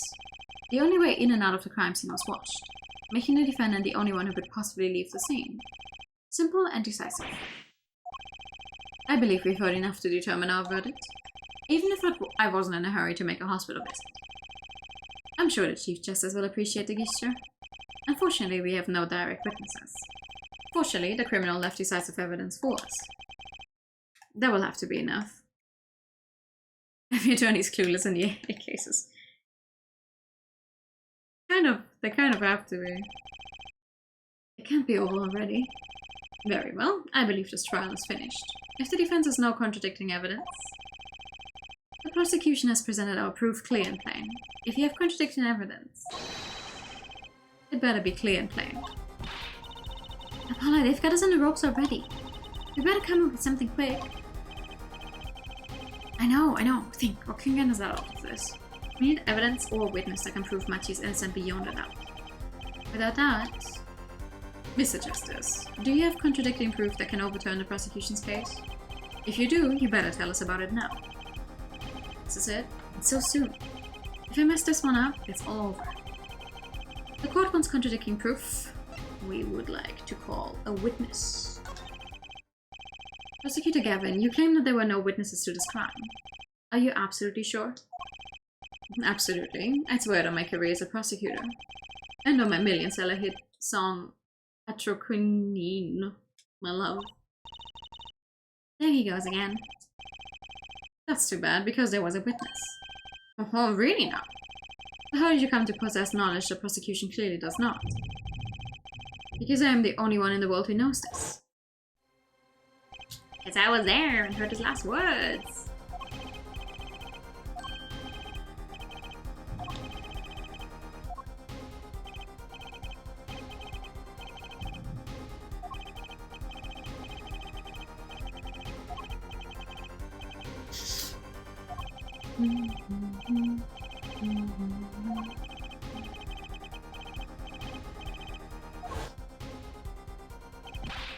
What?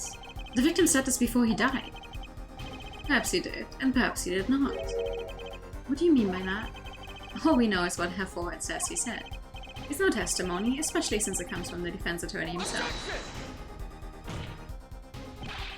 But it's the truth. He said it. I even told you about it. But apparently you ignored me completely. It's my policy to fully investigate everything I deem relevant.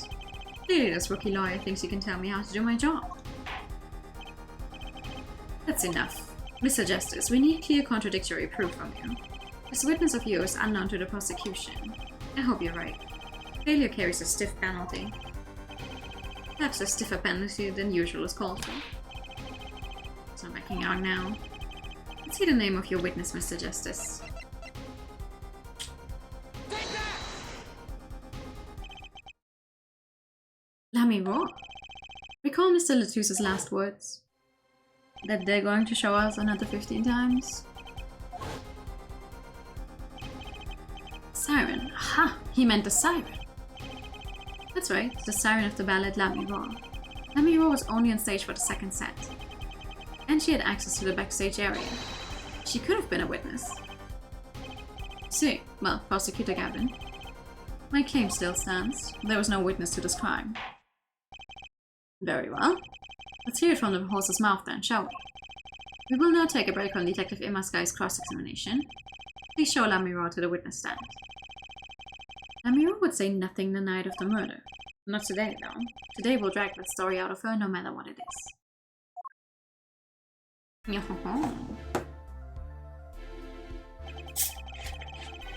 And also reveal to everyone here that she can speak English just fine. It is my distinct honor to welcome the siren of the ballad to our courtroom. You are too kind. You can speak English? Yes, yes I can. Though I'm not very good. There is much I do not know. You speak so well. Have you spent time here before? Actually, I do not know how I came by my knowledge of your language. Nor where I studied it. What does she mean she doesn't know? I too thought to call her as a witness, but I did not. I had a reason, of course. What's that? Lamiro suffers from amnesia. Amnesia? Lamiro is not my true name. Yet I remember nothing of the time before I was given it. Nothing of the time before I started singing on stage. Oh, she's even more mysterious than I thought. As a lauded singer, Lamiro, she lives a good life. There are little difficulties for her thanks to her success. Yet, I did not wish to subject her to unnecessary stress. I see. I care surprisingly little about people's pasts. You have nothing to fear in this court, Lamiro. Thank you. Yet there's something I do not understand. I'm being called as a witness. What might I say? No one will tell me anything of what happened. Lamiro, let me be frank. I did not want to ask you up here to testify. Yet that young gentleman with the white forehead over there was adamant that you stand. Congratulations, Apollo, you're the mad guy. Well, now that you're here, please give us your testimony. If nothing else, the sound of your voice is welcome. Tell us what you saw the night of the crime.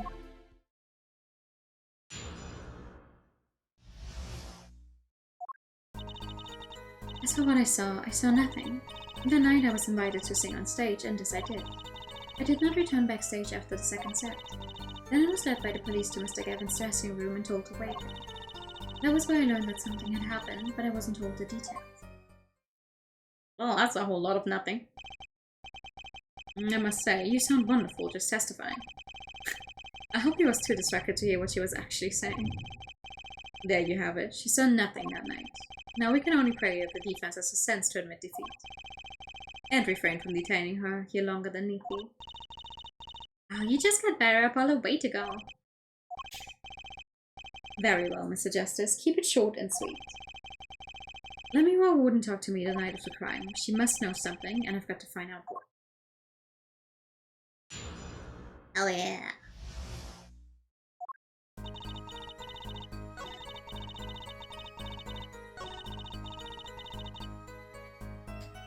I think that's a lie.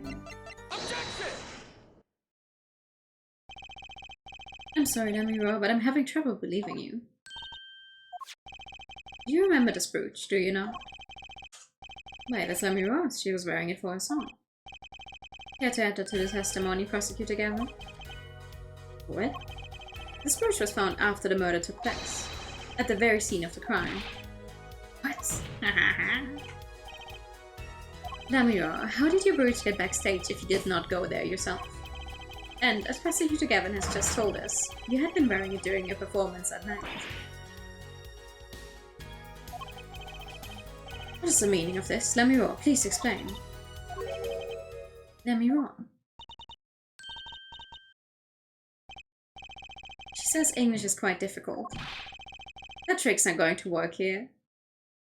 I have. I've played the original, I've played Great Ace Attorney, and I've played the Edgeworth games. Not in that order. I played Great Ace Attorney first, and then the OG, and then Edgeworth on stream. All of them. Your forehead may be large, but you're a lawyer, truly.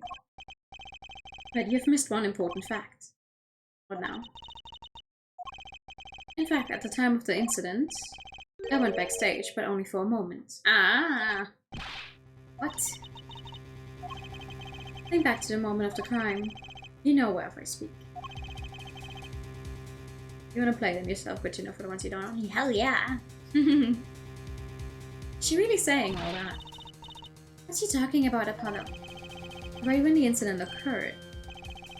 She's talking about that.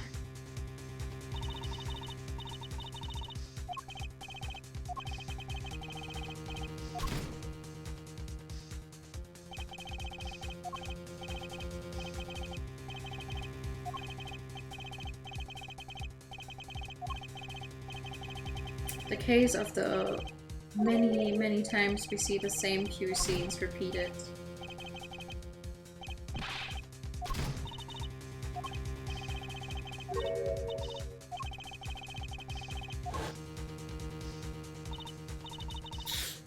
I looked into the room, just a glance, mind you. So this was when your brooch dropped. That explains that. It does. There was no other time I could have dropped it. But that's ridiculous. You only looked in for an instant, but you dropped your brooch. Her forehead. She has erased the possibility. The only thing that can counter that is evidence. So she looked in at the crime scene. Actually, I intended to go into the dressing room. I knew nothing of what had happened, of course. But the moment I opened the door, I heard a horrible voice. Her forehead shouting, "Who's there?" no doubt. Horrible voice indeed. I closed the door immediately. Well, that explains the brooch. Let's return to your testimony. It's too convenient. She's hiding something. Let me roar. You did look into the room though, right? Yes. Testify as to what you saw. Very well, though it was only the briefest of glimpses. When my performance was finished, I went backstage for just a moment. I saw nothing. The late Mr. Toulous's body was behind a wall. Ah.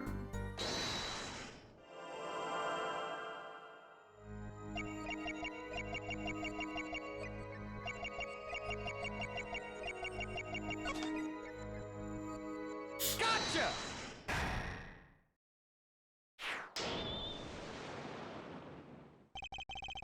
The late Mr. Toulouse's body, you say? Yes? You know something more about Mr. Toulouse's death than you are saying. What? I could see you trying not to remember, but the effort made you swallow. You can't fool my eyes. It is true. It was so terrible after all. Why did Mr. Latouche have to be shot? One moment, Lamimo. Yes? What was that you just said? Why did Mr. Latouche have to be shot? Yes? She was hiding something, I knew it. Lamiro, I'm afraid you haven't realized it, but your words just now contradict your testimony. What? How could that be? Aha! Lamiro contradicted her own testimony, and I have the evidence to prove it. How did you know he was shot? Tell me, Lamiro, how did you know he had been shot? Well, immediately following the incident, a gag order was placed on the scene. This is a document proving that. In your testimony, you told the court, "No one told me anything about the incident." Furthermore, you testified that you had seen nothing. Yet you knew that Mr. Latouche had been shot. How could you have known? Yeah.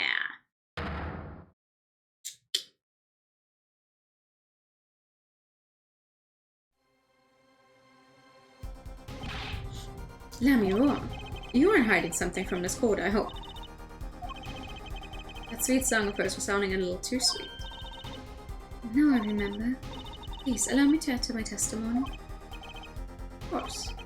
All we want to know is the truth. She looks kind of pale, huh? She saw something, I know it. Even the victim said so. I saw bullet holes in the wall and knew Mr. Letus had been shot. Are you sure?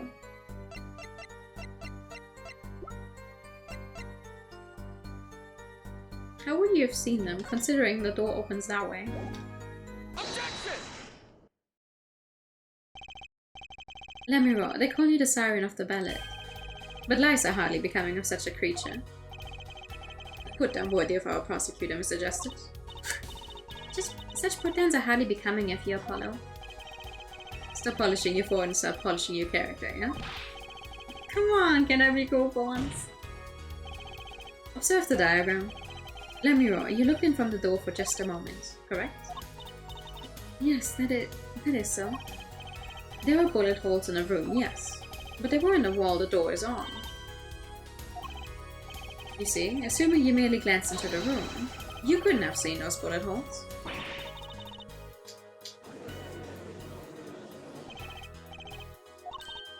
Yes. I'm afraid the defense has raised a good point. It appears you have been holding back something. And I must tell you what it is that I saw. Yes. The happenings in this trial are being reported, and I'm certain it will be on the news in Bohemia.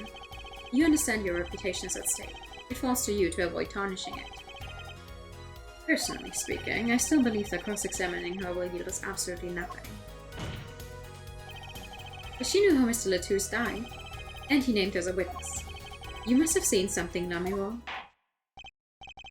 Very well. Lamiro, please continue your testimony. Very well, I shall.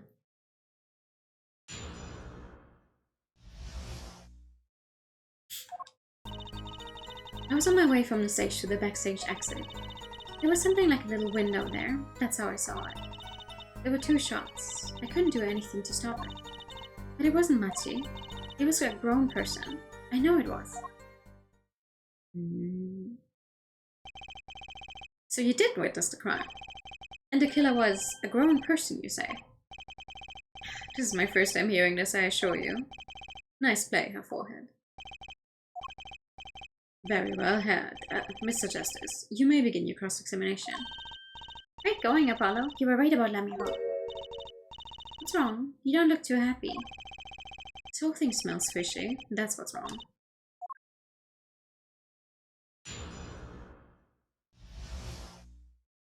This is the first time I've heard this too, which isn't even wrong.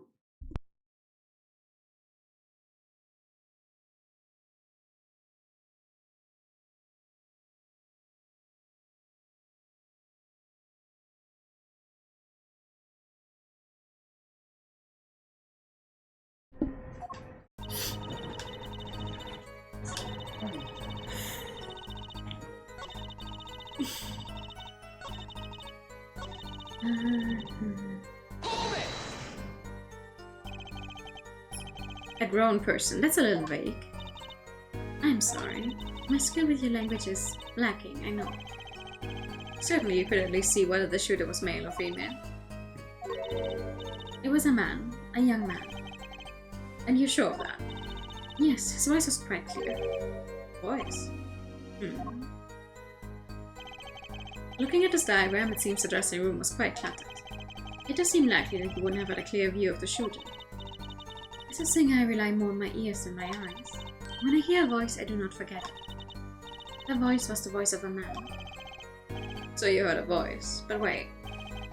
Couldn't I have been the victim, Mr. Letus? Absolutely not. Did I not just say that I do not forget a voice? If it was Mr. Letus who spoke, I would have known. Indeed. So you were at the window and you heard the shooter's voice, the voice of a young man. Apollo, this is a good testimony. That proves it wasn't Matty. Indeed. If this turns out to be true, it will cast this case in a considerably different light. What's the defense's opinion of this testimony? It's contradictory. Though it pains me to say this, there's something about Lamira's testimony that rings false. Marvel, her forehead. You're colder than I thought. I'm sure you remember what the problem is as well as I do, Gavin. As has been established, no grown man could pass through the air vent. He couldn't have fled the scene of the crime. But that means Lamira has to be lying. I know, and I know it's bad for our case, but I can't shut my eyes to this. Believe me, the idea was tempting. It is, as her forward says. Yet, this is not the only contradiction within her testimony. What next? What's he talking about? Lamira, I understand why you would want to protect Machi. Yet remember, you are the siren of the ballad. And lies do not become such a creature. What does the prosecution mean? Apollo, what's he talking about? How come no one bats an eye when he says stuff like that? I recall the state of the crime scene quite well. State of the room? Yes, and when the murder took place. That window was closed. I find it hard to believe you could hear a voice through it. What? But I'm sure... Lamiro, I have nothing but the highest regard for your musical sense. My opinion of you as a witness is somewhat lesser. But she's the only eyewitness we have. So you say. And the victim named her, the siren, as the witness. That's right, that's what Mr. Latou's... We heard your claim, we even entertained the possibility, and it brought us to this. Herr Judge. Yes? The prosecution requests that the witness be excused. Please. I'm afraid I must honor the prosecution's request. There's indeed a question of the witness's credibility. But if Lamiro can testify, then we don't have a chance of proving Machi's innocence. This cross-examination is over. Prosecutor Gavin, you may continue making your case. Thank you. Now where were we? Ah yes, I would like to hear from Fräulein Detective again. Objection! Wait, let me hear Lamiro's testimony one last time. But the cross-examination is already over. Until such a time as a need arises, this witness may leave the stand. I'm sorry I could not be of more assistance.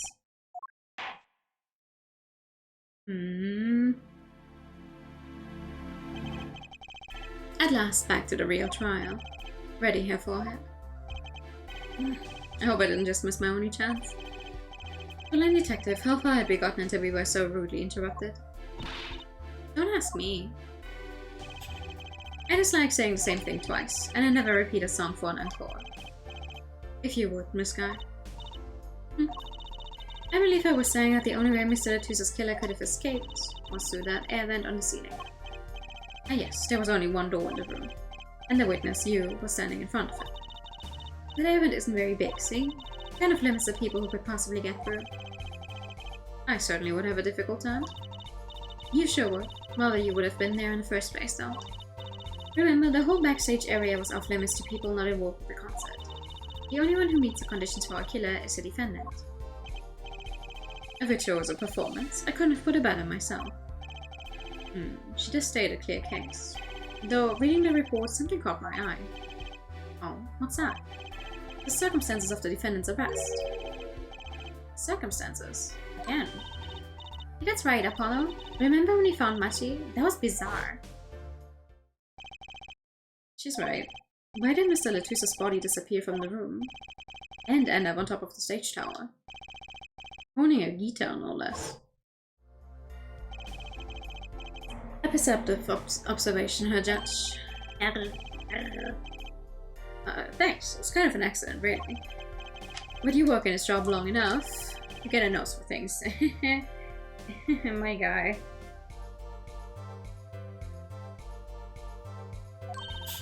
The gesture seems pleased with himself. Very good, Fräulein Detective. Perhaps you can tie it all together for us. Why was the body moved? And how does it lead us to the killer?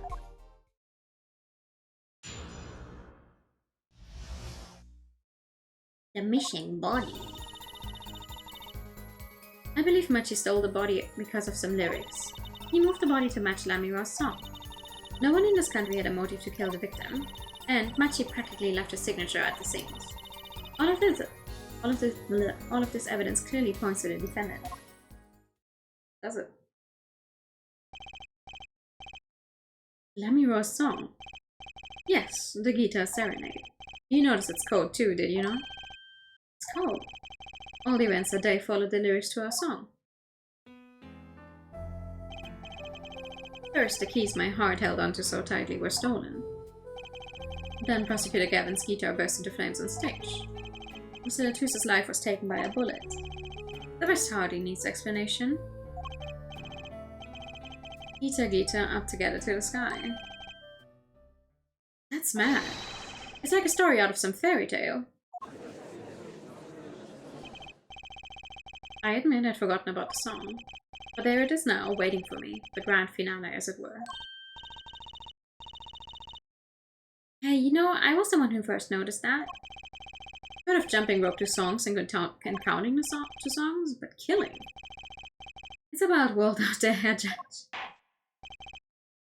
Very well. We've heard one song and dance. Let's get on to the next, the cross-examination. I'm not so sure I'm going to be doing much singing. Well, let's see.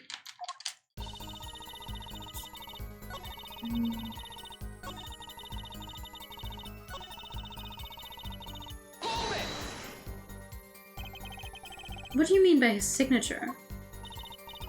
The bullet holes in the wall, of course. Bullet holes. The revolver was fired twice. One shot missed and left a hole in the wall. And that means what, exactly? The dressing room isn't exactly spacious. Picture the shooter facing off with the victim in there. They can't have been more than 5 feet apart. It would be difficult, almost impossible to miss at that range. Difficult to miss, you say? Very.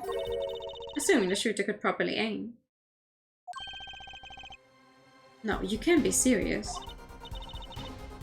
Machi, he can't see. That's why he missed. It's the only explanation that makes sense. He used sound and outer sensors to fire the gun. Poorly. That reminds me, the monitor in that room was blaring at the time, yeah? Hardly ideal conditions for tracking my sound.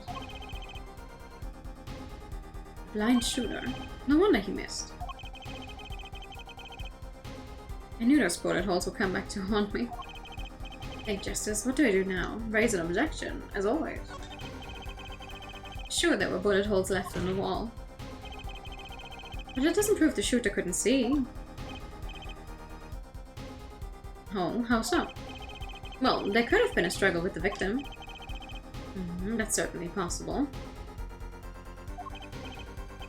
And it might have been the revolver's fault. The revolver? The revolver was a very large caliber, correct? If the shooter wasn't used to firing such a large weapon, why, it could dislocate a shoulder. Exactly. The defendant, Machitobe, is, as you can see, tiny. It's not so hard to picture him firing the gun and missing entirely. The kickback alone would throw off his aim. A convincing argument, to be sure. Take that, smug prosecution. Apollo? Huh? What? That bit about Machi being tiny and the gun throwing off his aim? Aren't you kind of, admitting that he did it? Oh. It does not matter why he missed. What matters is that the shooter was, without a doubt, the defendant. Even the defense seems to agree on that point. No. Right, I really put my foot in it this time. Now let's get the facts of the matter on the record. If you would, Fräulein Detective. Very well, the witness will add this to her testimony. Right. Good. From the state of the crime scene, I conclude the shooter was blind.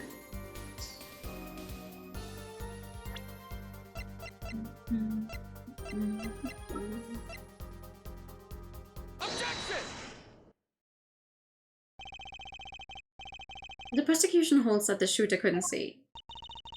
A scientific conclusion based on a thorough examination of the crime scene, yes. Apparently not thorough enough. I have a certain piece of evidence that completely overturns your claim. What? This is that evidence. The photograph of the crime scene. I don't care much for the smirk on Prosecutor Gavin's face, but this is no time to think twice. Time to press on. Yes, Your Honor, the crime scene. There's something in here that decisively contradicts the prosecution's point. Then perhaps you best show us to something. Get your finger out of the breeze and put it to good use, yeah? Very well. Show us what you're talking about, Mr. Justice. The contradiction at the scene of the crime is...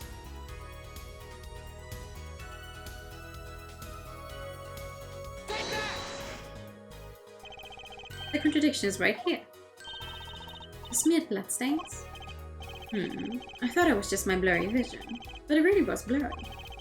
The way the victim's hand is raised above his head, much like a gesture I've seen many times in this court. It's almost as if he wrote something. I get it! At least I think I get it.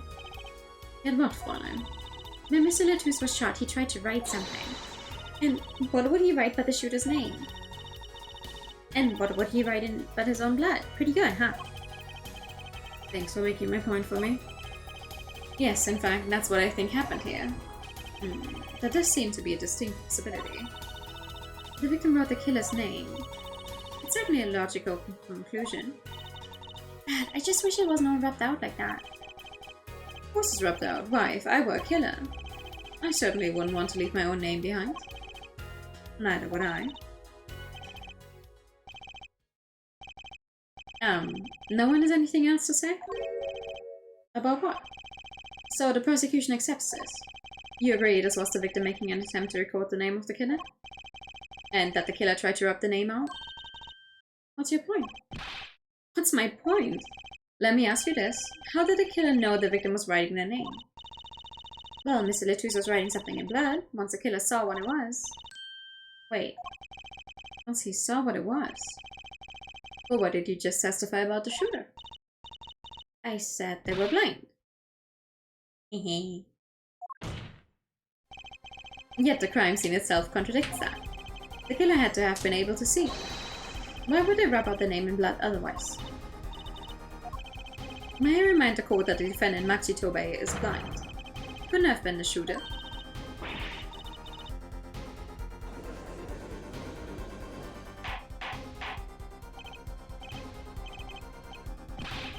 Prosecutor Gavin, please explain to me what all this means. I mean, looking at this photo, it seems quite clear that the shooter could see. Yet, up until now, it seems I owe the court an apology. The Gavinas are banned with law enforcement ties, yet a murder occurred.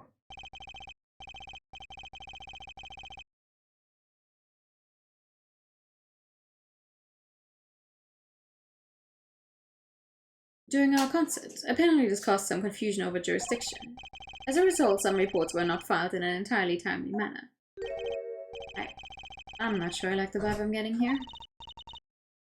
Hey, Apollo, look at him. Why is Prosecutor Gavin all relaxed and smiling like that? Like he knows something we don't, and he's about to tell us. I've got an idea. Let's rock. With these documents, but before that, I have a question for the Fräulein detective, if I may. What? Tell me, why do you think that Machitobe is blind? Huh? What did you say? What are you saying? Of course he's blind. Of course. He's the blind pianist, right? So he's...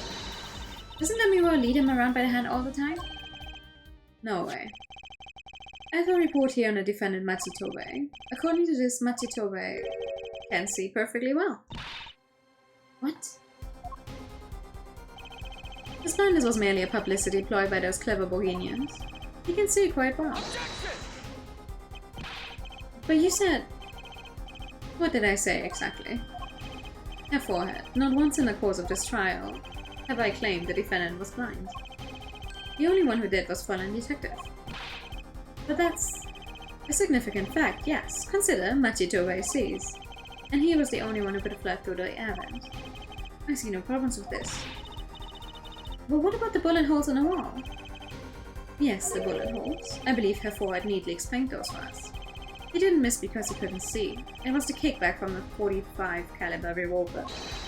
A simple accident, in other words. How's that? I'm afraid your objection has just flown off for brighter skies. This is where the real fun begins, Herr Forehead. Yeah, I still think he looks like a monkey in that sprite. Something about how the face is drawn. I knew you didn't have what it took. You jerk. So what was I in here for? Comic relief? Yeah, apologize.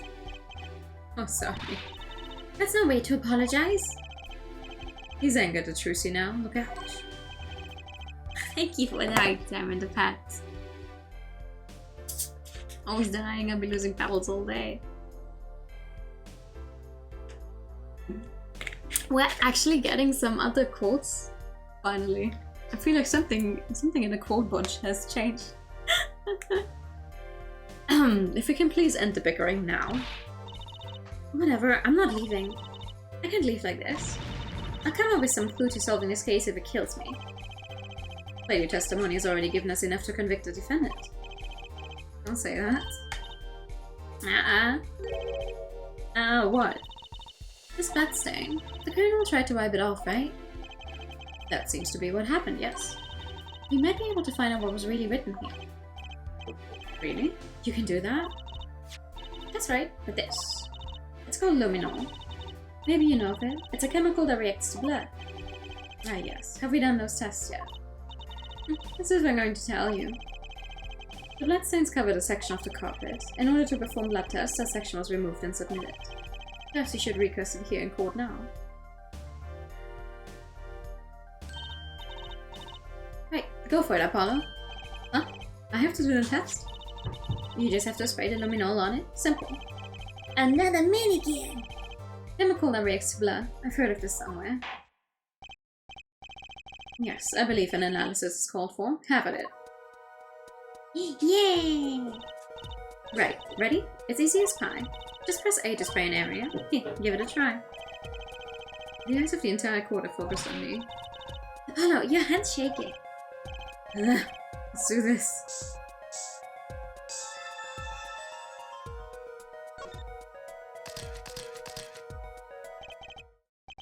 Oh, it really works. This must be the power of science. It says funny letters. Is that the killer's name? Maybe it is. If the killer was a robot. I have it. So what is it? I thought those letters IPXX looked familiar. This is an Interpol ID number. Interpol? You mean International Police Agency? Master undercover agents working to solve international crimes. But why would he write that number? Why would Mr. Latouche even know a number like that? Good show, Fräulein Detective. Rock on. Eh? Your Honor, we can verify this number immediately. Darian, are you there? Come up to the witness stand. Is he with Interpol? Darian, you heard what we need. Go check into this Interpol ID number. Sure thing. Give me 30 minutes. No, give me 27. Specific number. I'm not sure what to think of all this. The prosecution's cases are airtight, or so it seems. Yet if this number is really that of an Interpol agent... Oh wait, I know. What if Machi Tobe is really an undercover Interpol agent? That would be a possibility. A possibility, yes. And one that would mark him as the killer for certain. Why did Latouche know an Interpol ID number? That's what I want to know. Well, we have some time while we await Darian's report. Let's work on unraveling another mystery, shall we? A curious mystery concerning Machi Tobe. What are you talking about? Well, detective, please accept my apologies. I received word that the defendant could, in fact, see just before the trial began. It seemed too much of a bother to tell you. You had me until that last bit. This does not raise a rather straightforward question. Well, sure. Why did Machi pretend he couldn't see? Exactly. It makes little sense. What do you think, Herr Forehead? Huh? Me? Machi Tobe pretended he was blind. Do you know why? How could he know?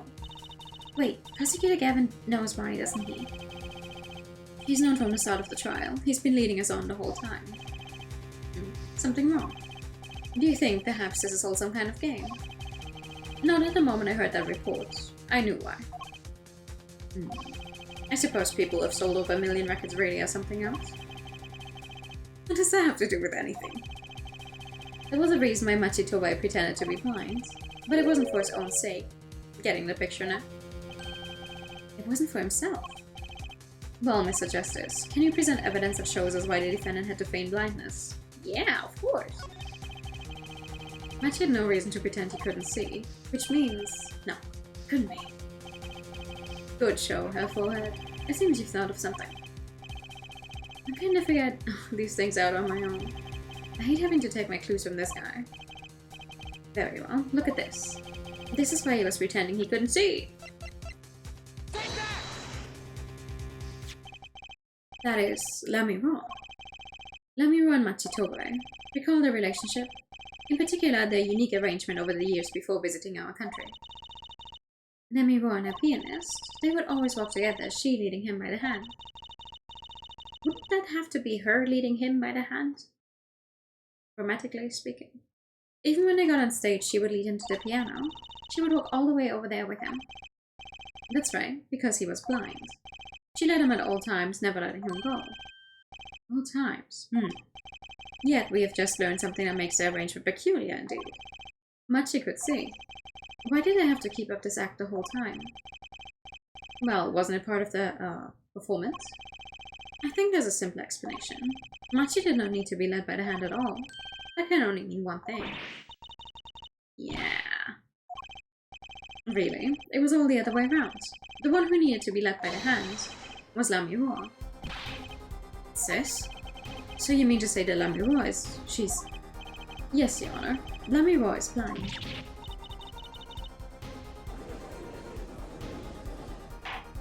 It's a funny thing though, because they always act... like whenever in a game a character is blind, they always just go with the full on, oh, character doesn't see anything at all. Which is not to say that that is not a condition you could have, but it's not necessarily the case. This is crazy, Prosecutor Gavin. Is it now? Please shed some sanity on this madness. The defense has made an outrageous claim. The only thing outrageous I see about the defense is his vast forehead. Yet I see it as not vast in vain, this time. He's quite correct. But that makes no sense. Yeah, wasn't she supposed to be the landscape painter in sound or something? Ooh. Ooh.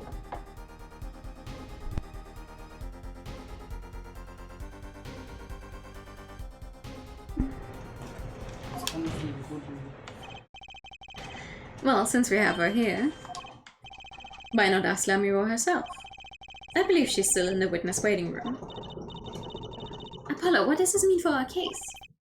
Don't ask me. I had no idea she couldn't see. I hadn't even imagined it until now. Bailiff, bring in Lamiro.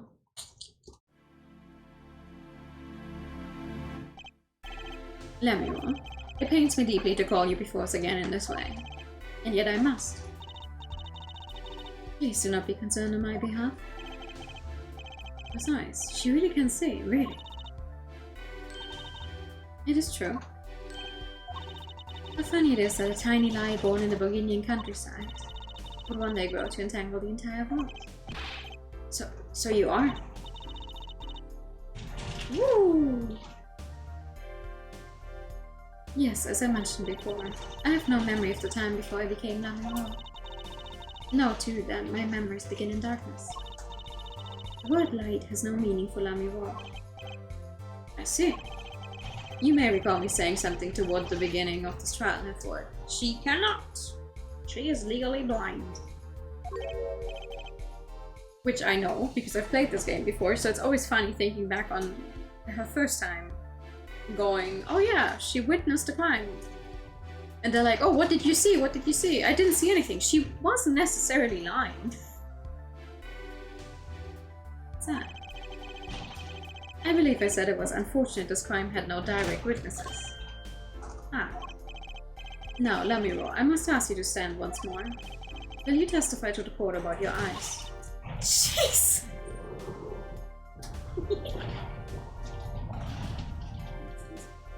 Jetzt geht's. course. It was never my intent to deceive any of you. May I begin, Your Honor? Yes, of course. Do I admit I'm a little lost here? I think we're all a bit lost here, Your Honor.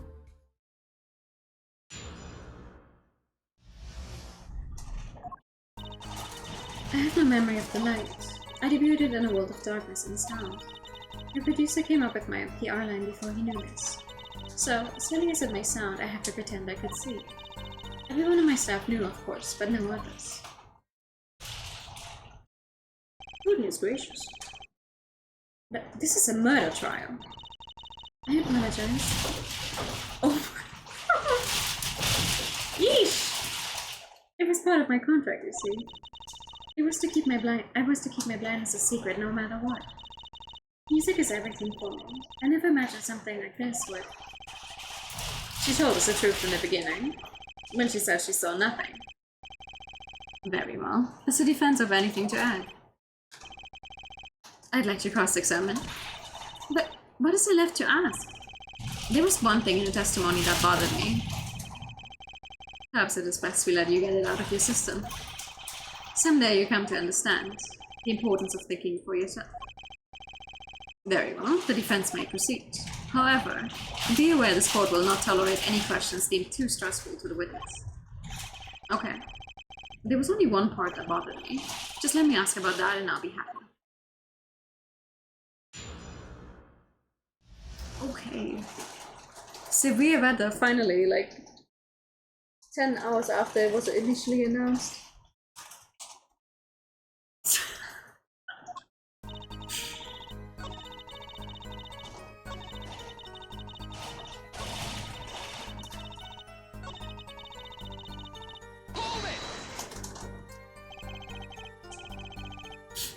When you say your staff, do you include Mr. Letus? Of course, he was my manager. So he knew, and that's what's been bugging me. Something the matter, Mr. Justice. I believe I know what is bothering our young defense attorney. You were thinking of when you discovered the body, yes? Why does he keep calling me young? He's only 2 years older than us. Is he right, Apollo? Yes, I was.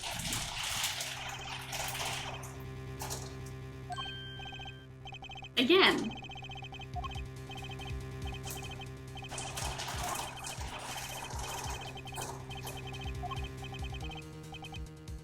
The witness can't see.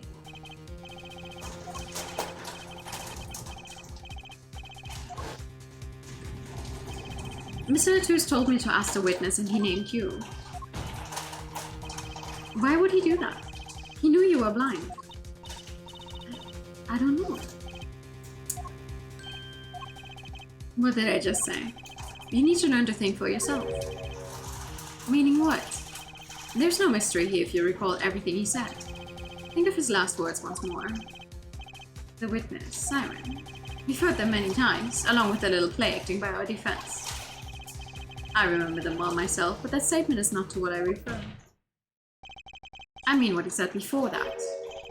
Before? What came before that? The part where he says the witness can't see? Jesus Christ. That's right, he tried to tell you. When he said can't see, he wasn't talking about himself. He was talking about the witness. I see. Too bad the defense did not. Well, here for her. Try relaxing and looking at the facts first next time.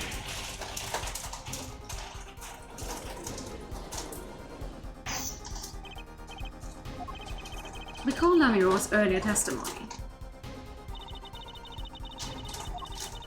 With 2 shots, you couldn't do anything to stop it. But she couldn't have heard those gunshots. I thought we proved that. That is not the most important point here. The moment he was shot, Mr. Letus witnessed her through that window. Why else would he have named her as the witness? Ah. They are. A lot of times in the cases it's also like, either you figure something out and it takes like another hour to actually get to that point, or sometimes the games are like, oh, yeah, it's so obvious, and you as a player, you're sitting there like, I don't see what is supposed to be so obvious. I really did hear them. 2 gunshots and the man's voice. Unfortunately, such a thing was impossible. The window was closed. We've already run a simulation, of course. But it was so clear. If I heard that voice again, I would know it in an instant. Your Honor. What is it, Bailiff? Can you see we're in session here? We have the results back from the investigation. Investigation? Ah, the Interpol number that Mr. Latouche left us. Well, let's hear it. We will continue this cross-examination afterward. Detective Crescent, your report, please.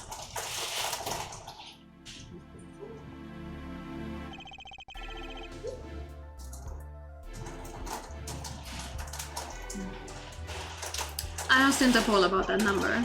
I'm sure you find the answer intriguing. Quick work as always, Danya.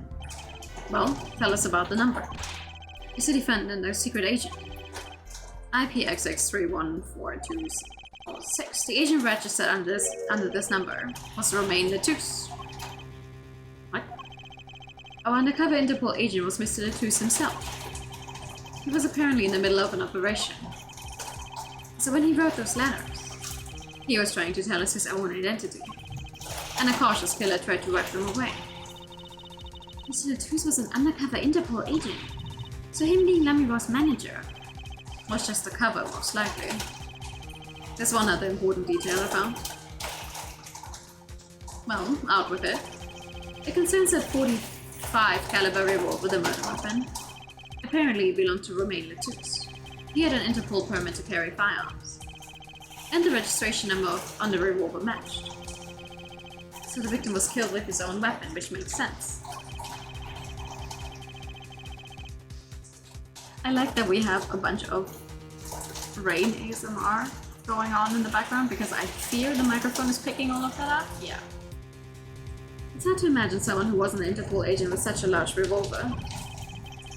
So the victim was an Interpol agent on an undercover op. I wonder how that ties into everything. It's got to tie in somehow, you think? Yeah, somehow. Thanks for looking into that for us, Detective Crescent. It's a great help.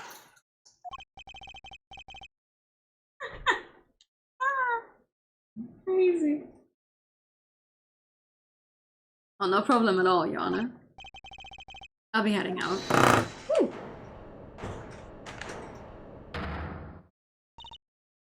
Wait. Lamiro, is something the matter? That voice just now. Diane. Mr. Diane, is it? It was him. It was him, I'm sure of it. It was him. Most likely, because everyone always assumes it's already redeemed. You're insane. The voice I heard talking to Mr. Latouche. When I heard the gunshots fired. It was him. It was Mr. Diane. It's just some kind of a joke. What? Ha ha ha! No way.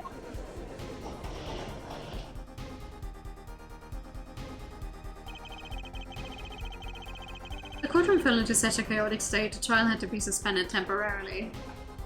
You were successful at hunting! What did you hunt for? Well, so hi, good evening. I've never seen that happen before. Of course, it's not every day that you get an accusation like that one. Lamiro fingering Diane Crescent. Not only is he a guitarist, he's a detective. Would it really have been his voice Lamiro heard? Things were changing fast, and frankly, I wasn't sure I could keep up with it. You know, wimping out now, Apollo? Wasn't planning on it. To be continued. He did. He did. He did.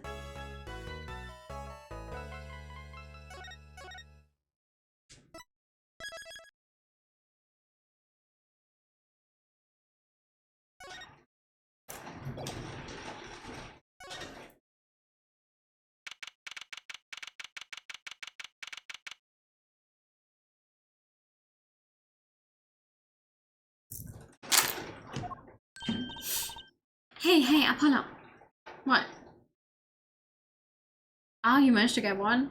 Ah. For Saturday, or?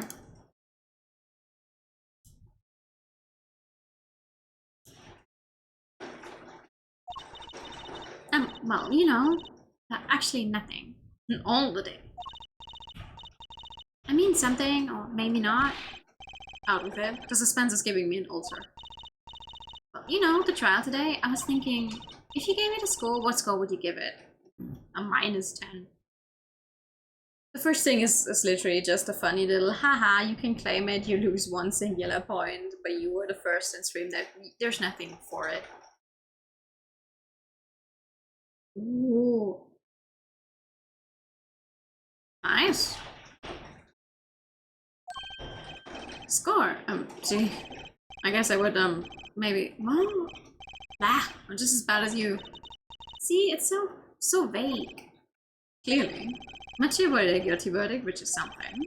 Though I can't say I'm any less confused about the case. Yeah.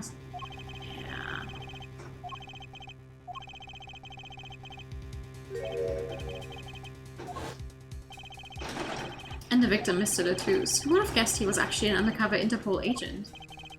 What a mess. And we don't have any idea what he was investigating. Well, true, but we know who shot him now. Lemiro told the whole court. Yeah, but we need to prove it somehow.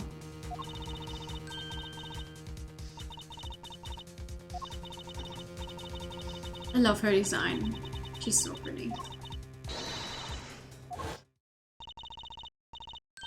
Is another mystery, Apollo? I love mysteries. I don't. Speaking of mysteries, what's Mr. Wright up to? I wouldn't mind asking his opinion. Now that you mention it, I haven't seen Danny around. What, is he some kind of straight that just wanders in and out at will?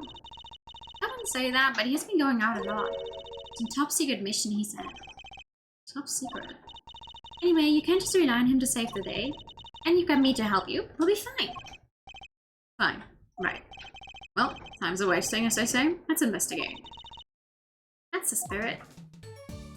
Before we do that, let me check on the plank. Mr. Charlie, the potted plants. Ah, his leaves are looking a little brown. Good morning, Mr. Charlie. Mr. Charlie, your leaves! Maybe you weren't giving him enough water. No, it must be stressed. He's worried about the new recruit at the office. Hey, don't blame it on me. You're watering him, right? It's not his turn to water him this week. Mr. Wright has been away on his top secret mission, no? I'm sorry, Mr. Charlie. This is all my fault. I'll water you soon, promise. Why not do it right now, before you forget? Lemiro dropped a bomb in court today. It was dying. Lemiro said she's never forgotten her voice, right? That's so cool. I guess. What's that called again? Elephant ears? I bet that's what they're called. Simma, I don't think that means what you think it means. And she has to be wrong this time. Wrong? Why? I mean, look. Those gunshots were right during the concert. That's right. I was burning up the dance floor at the time. Right. Did you happen to look up on stage? Maybe at Daryan, even? You bet I did. He's one of the Gavinus guitarists after all. He's so cool. Oh. Right. All the Gavinus have a rock-solid alibi. He couldn't have shot Mr. Latouche backstage. Funniest thing though, like, sorry, but we get this autopsy report and you're like, okay, estimated time of death 9 to 9:30. But if you look at it in more detail, it says time elapsed between shooting and death, currently under review. I'm like,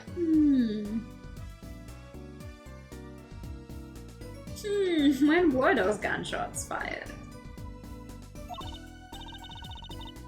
Lemiro heard him, didn't she? She heard Diane backstage, right? Some of these are either wrong or lying very badly here. An Interpol agent. I was wondering, what is Interpol anyway? Huh? Interpol? They're the guys who catch international criminals. Why can't they just call them international police instead of making up some silly name? Yeah. Anyway, you think he was investigating Lemiro? What? Why would anyone do that? She's not a criminal. She couldn't be. Don't be fooled by appearances is all I'm saying. But remember, I'm a magician, Apollo. I can spot a pound coin at 50 paces. If only it were that easy. In any case, we know he was working on something. I wonder if it was something that has something to do with something. There's something being our case, the last something, I mean. Something like that. Frankly, the whole thing is making my head hurt. What's Mr. Litou's up to? Aha! Trucy, was that another one of your tricks? And he had access to the guitar. Well, right. It wasn't me. I can't even make Mr. Had laugh like that. Wherever the mundane gives way to miracles, a word is whispered. Grandma here. Hey, the other day.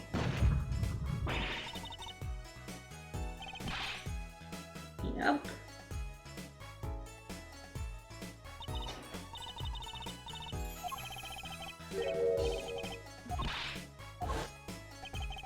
We meet again.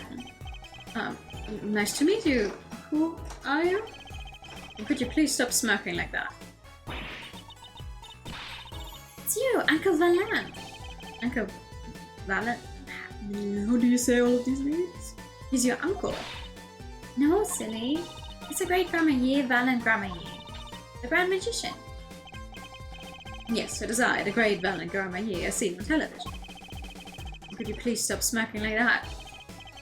It's been a while, Miss Trucy. 7 years to be exact. My, how you've grown. Good to see you again, Uncle Valen. You look exactly the same. I hate to intrude, but what is a great magician doing paying us a visit? I believe it was you who wished to see me. So be quick with your questions. He hits people as I do not quail, quake, or quiver. I am quite tame. Though my stardom may see it as sight, I'm quite down to earth beneath pause. He does have a certain aura to him, it's true. Let's ask him about the case I found. His aura sure isn't also now a magician in the making. Thank you for the follow, welcome in. He's practically drooling with enthusiasm. After all, Uncle Valen is one of Daddy's best friends. That's why I call him Uncle. What? You mean Mr. Ray? No, I mean my real dad. Oh, Trucy's real father. Dun dun dun! Wait, Apollo, don't tell me you don't know about True Grandma Yi? True Grandma Ray? Huh, no. But it does sound kind of familiar. Oh, lost life, lamentably listless lad. Do not know of the greatest troupe of magicians on the planet. Valen Grandma Yi, the name began to surface in my mind. It was a name I'd heard on television as a child. I bet you've heard the name. He made a cruise ship disappear and blew up an amusement park. Oh, and he made all this gold disappear from a safe? And then escaped from a high-security prison. You said he is a magician? I opened the locks to hearts chained by mediocrity. This is a true miracle of True Grandma Yi. He's a criminal! Wait. What, Apollo? I do remember seeing you on television a long time ago. Weren't you with someone else? Like a duo? Duo? Yeah, you had a partner? Something, Grandma Yi? Yes, Zack Grandma Yi. A masterful maker of magic, a capable crafter of shining showmanship.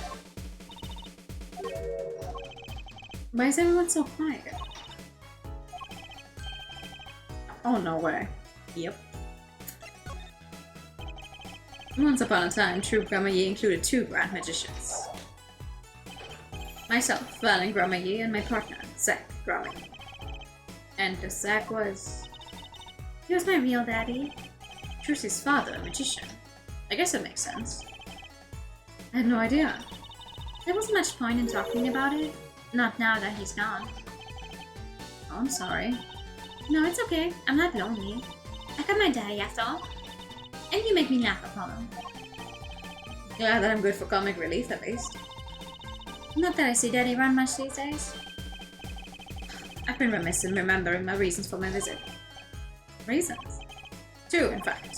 The first being, of course, to see you, Miss Trucy.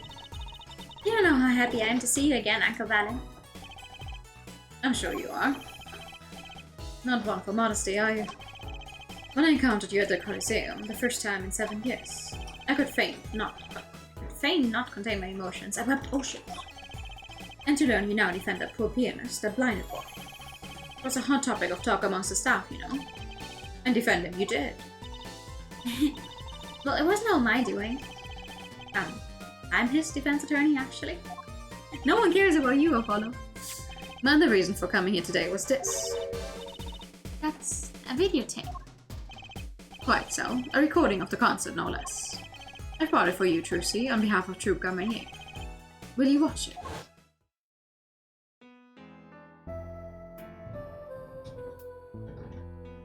Do you want to see the guitar burn another 14 times?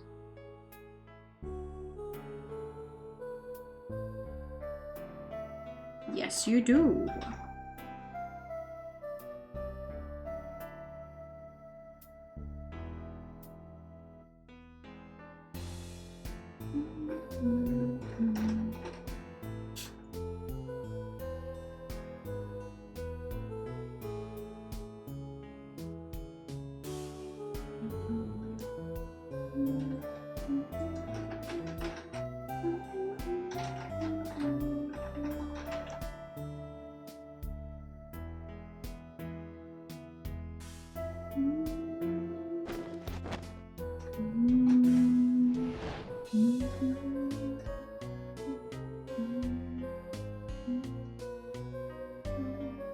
Again and again and again.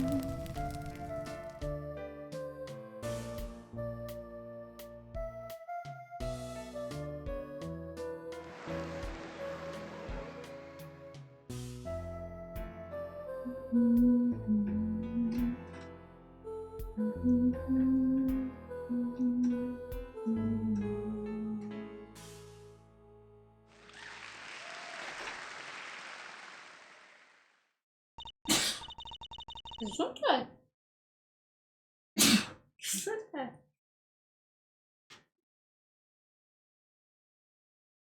So it was yeah.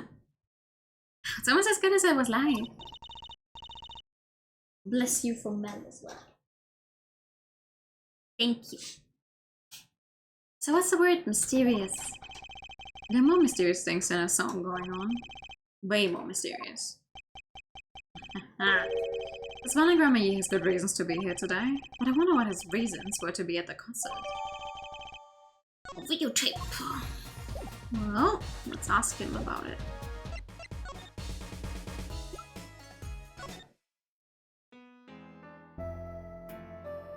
Oh no, I don't want to watch it. We are going to have to watch it so many times anyway. So I was wondering, the sun in the middle of the song there. I didn't see a stun.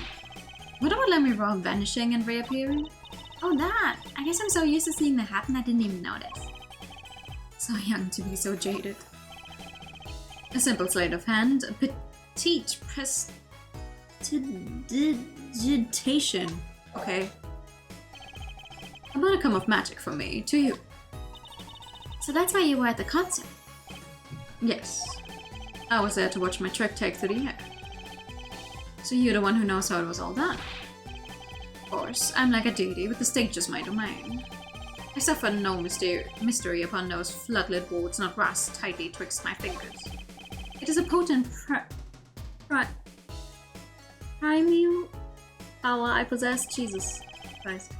Well, do you think you could tell me how it was done? Hey now. Trucy. That's like totally against the rules, Apollo. Not during a murder investigation, it's not. Mais non, for my illusions are mine alone, monsieur. Also what?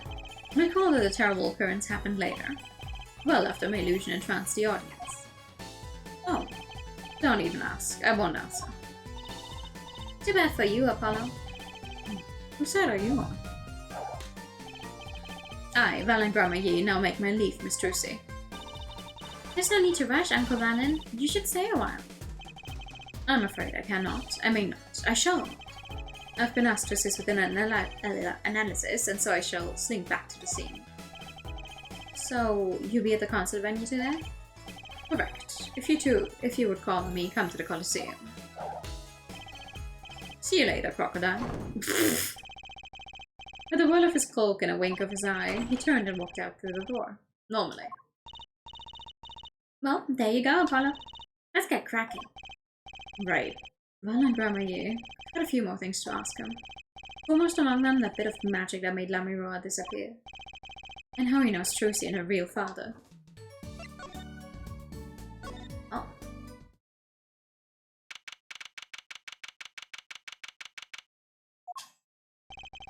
Machi may not be guilty, but he's still a suspect. But I don't have any decisive evidence. Yeah, but only someone as small as him could have gotten out of that room. Right. The island. And he lied. Lied? Machi Tobe can see. Machi! Speak of the devil. He looks like he's doing okay. I forget. Why did we come here? It's not like we can talk to him or anything. Words are overrated. Feelings are what matter, Apollo. It's kinda hard to build a court case on feelings. But since we're here anyway, might as well get what I want to say off my chest. If you need someone to complain to, I'll listen. I think she's actually worried for me.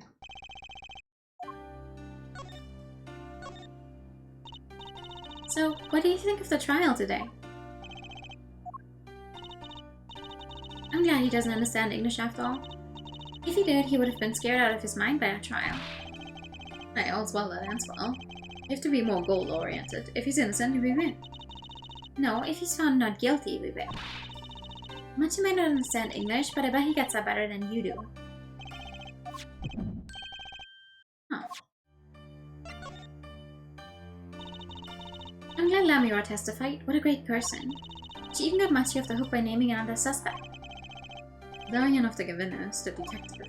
I wonder if Machi knows what happened. I mean, if he could follow how the trial went at all.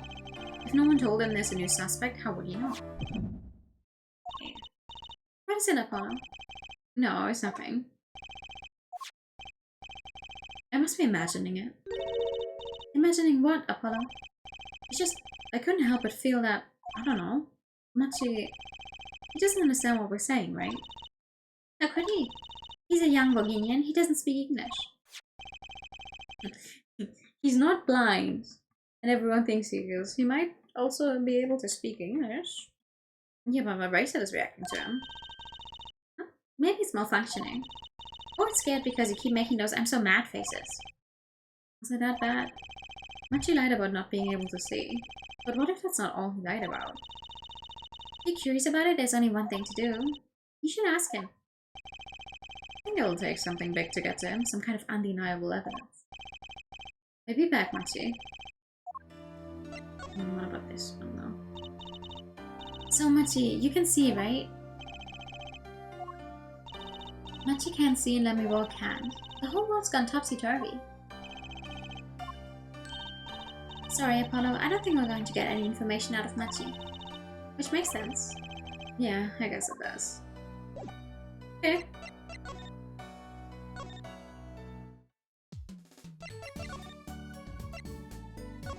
Some other time.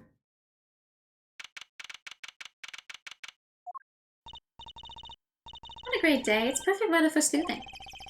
The weather matters for an investigation. Don't some days just feel like magic days or defense days? Sure. Let's get started, shall we? Right on. Show us your stuff, Apollo. Stuff. Your voice training. This is the perfect place for it. I did enough at home, thanks. Aw, there's no need to be shy. Keep that up and you never make it on the big stage. I'm happy in the courtroom, thank you. I'm a lawyer. Then you're in luck, because it's lawyer weather today. Don't you just want to face the blue sky and shout objection? Look, the weather has nothing to do with lawyers. Let's get going already. For real, though.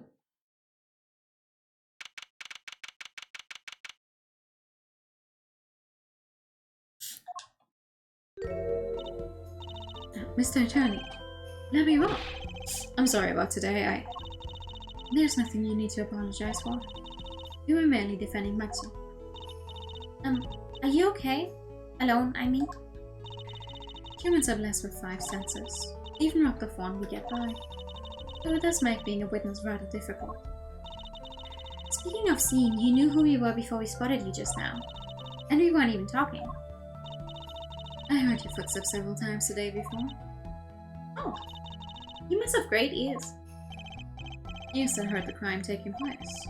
Or so she claimed yesterday. But how?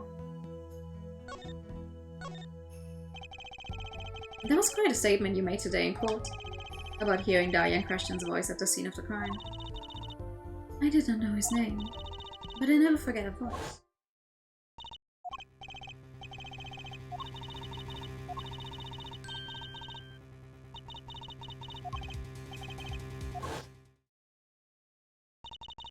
As I said in court, I was on my way backstage from the stage.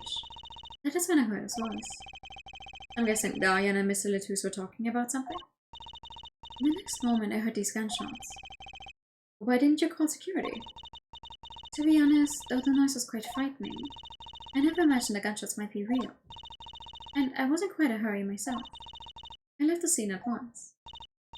So, it really was Diane's voice that she heard? Yeah. At least she certainly thinks it was. It's a good thing these games are not voiced, so they don't have to worry about the deniability if there's no voice acting. I met Matthew before my debut as Lemmy Wall. I was singing in a restaurant in Bohemia. And he was playing the piano? Yes. He was very kind to me when he learned I could not sing. Is that when you started playing opposites? With Matthew pretending he couldn't sing? No, it wasn't then. That began after our major debut, after I became known as the landscape painter in sound. It must have been tough for Machi, pretending he couldn't see, and all, the while acting as your eyes. We held hands always. He would write with his finger on my palm to signal to me things I should know. He's a smart, gentle boy. I think I see what she's getting at. Machi would never harm a soul. About Mr. Letus. Ah yes, he was an Interpol agent, I hear. So you had no idea? Of course not. No one did.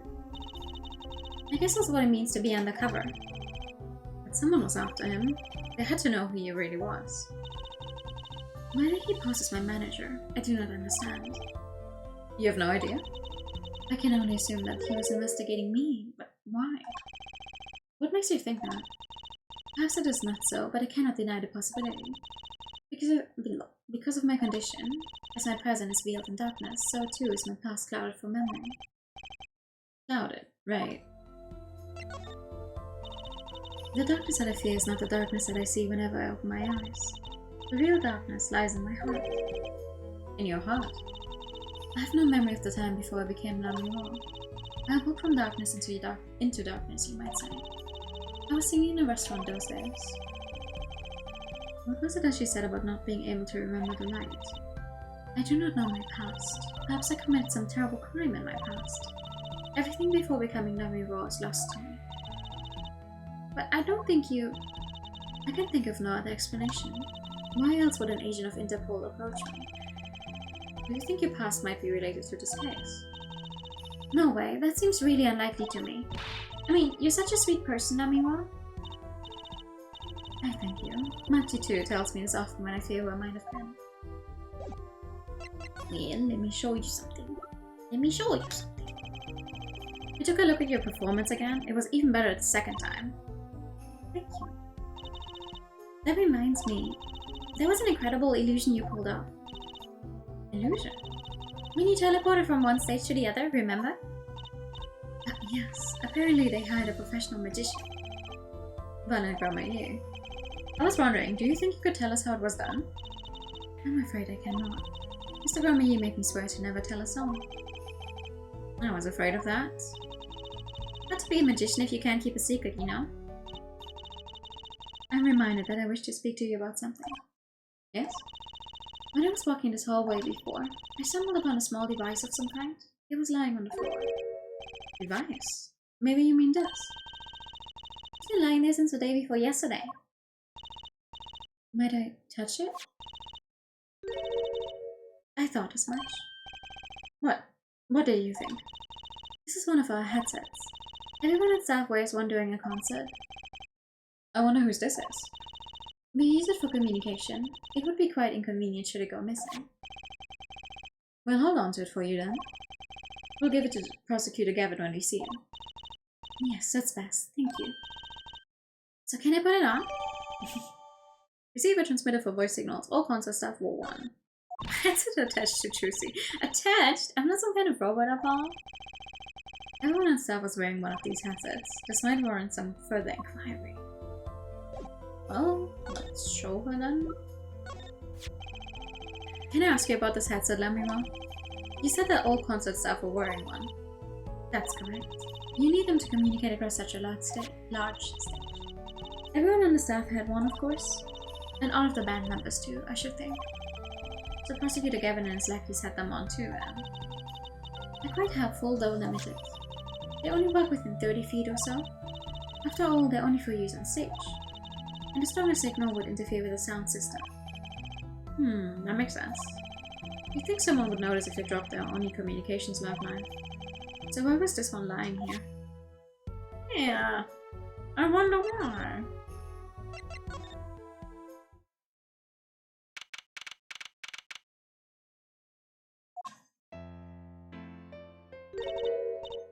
That song, isn't that the one Lamiro was singing? Yeah, you're right. The guitar serenade. Oh, I'd love to do a show on a stage like this. I'd come to see that. The house is full, and as one, the audience sighs with wonderment. There I am, singing my ballad, rose petals swirling through the air.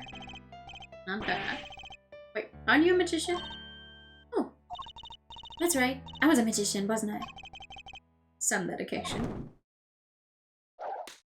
Can you show up normally for once? Aha, if it is Miss Trucy, and indeed it is. I can run it.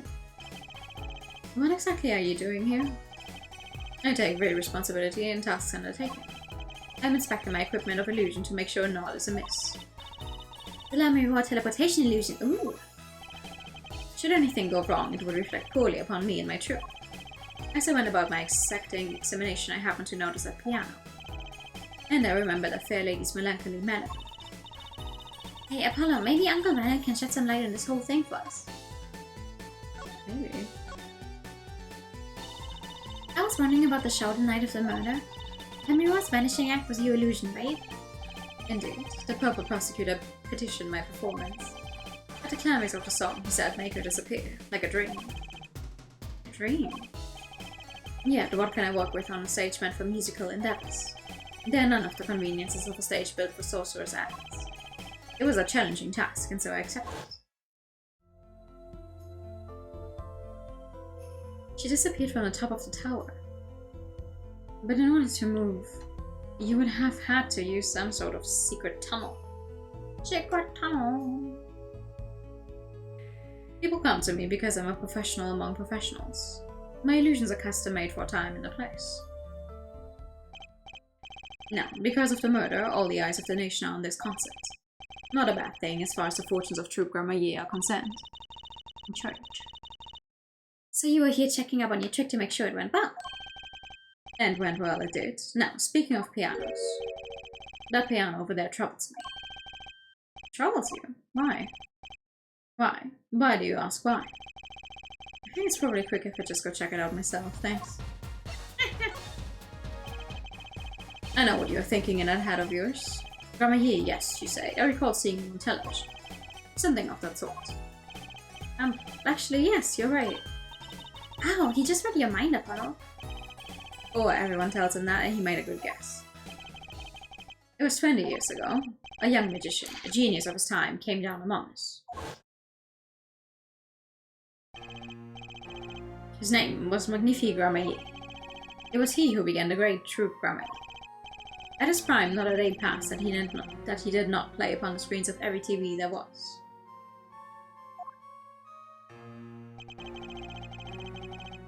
I do have a vague memory of someone like that on TV.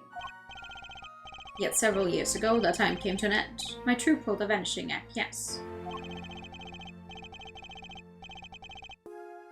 Cries for magic no longer heard, the TV screen a barren vase stripped of illusion. That's not true, I still went to all your shows. Like that one in the parking lot down at the supermarket.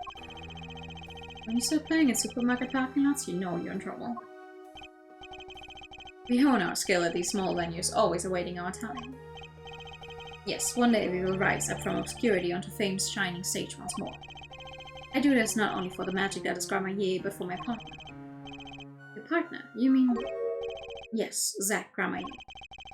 Trucy's father. Before he disappeared 7 years ago, there was no name higher than Grandma Yi in show business circles. None.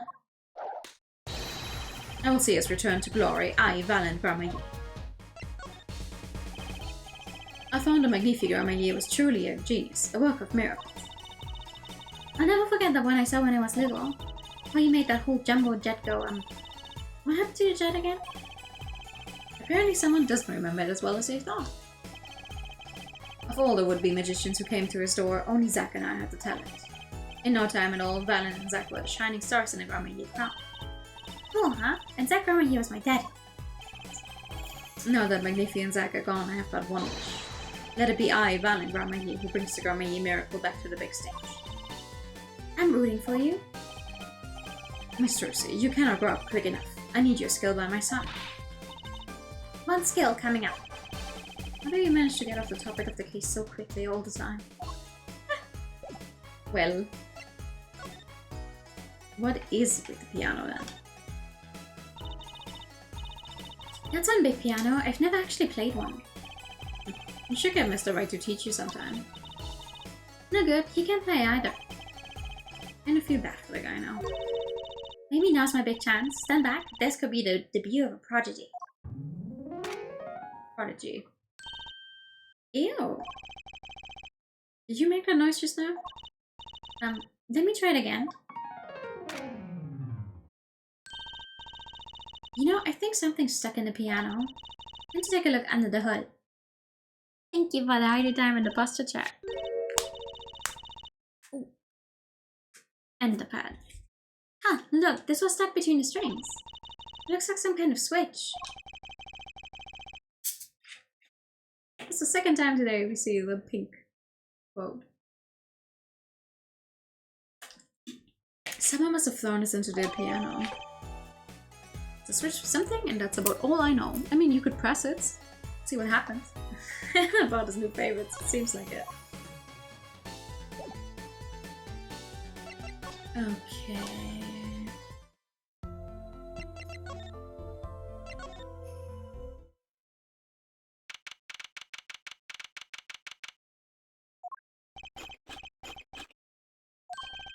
Uh-oh. There's only one person I know who can mutter such venom. What are you doing here? Hello, Emma. You're looking as grumpy as ever. Oh, am I supposed to be happy? You gave me the second degree in court, and Prosecutor Gavin makes me look like a fool. You talking about the bloodstain Mr. Latou's lab? My department chief had a field day with that one. Even a blind person could see the shooter wasn't blind. Funny guy, huh? You better see me. Okay. Have a good night. Better bloodstain help uncover the biggest mystery of all. Now we know that Mr. Latou's was really with Interpol. We wouldn't have found that out without you. I suppose. Maybe that's why the chief gave me these after he was finished chewing me out. Said it was my reward. A chocolate snack was popular down at the precinct or something? Or just popular with Emma? I was hoping we could check out the crime scene again. Be my guest, you're not going to find any clues in here.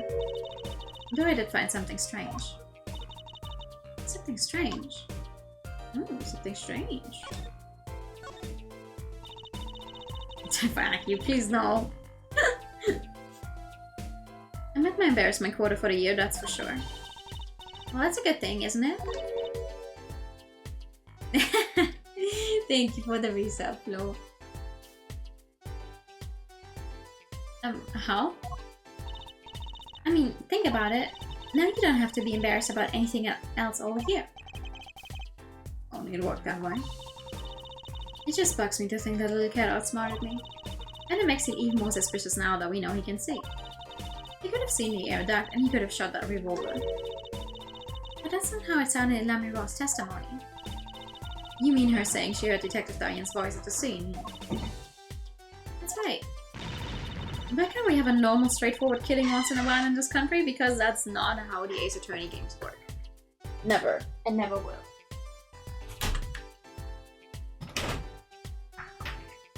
Also, it would be boring as hell if they worked normally. You need to figure out how to stop with your private account. I believe in you. They always are. Well, no, that's not true. But we're not at a game. We're not at the game yet where they actually go to another country for once. So we're still in Japan-fornia. I pretend I didn't hear that. Was that true what you said in court today? You know, about the caves? About how everything was happening according to those song lyrics? The guitar serenade, you mean? I found the link, you know. Yeah. First, Prosecutor Gavin's heart-shaped keyring was stolen. Then Lamira flew through the air. Then Prosecutor Gavin's guitar caught on fire. And in the end, a bullet took Mr. Lettuce's life. And he went up into the sky with a guitar. Well, 15 feet up at least. It is kind of hard to chalk it up to coincidence. I know, and I found it. You think the same person did all of this? Don't ask me, I didn't do it. Neither did I. I couldn't fit through that event anyway. San Francisco specifically is Big Hero 6, yes. Baymax. What? You don't think I did it? Sometimes I worry about that girl.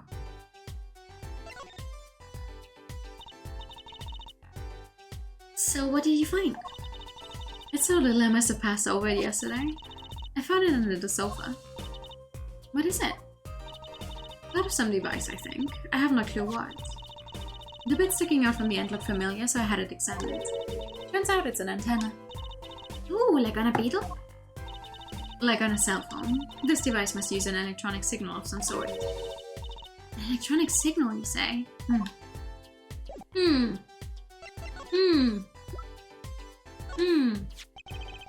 Do you think you could take a look at this?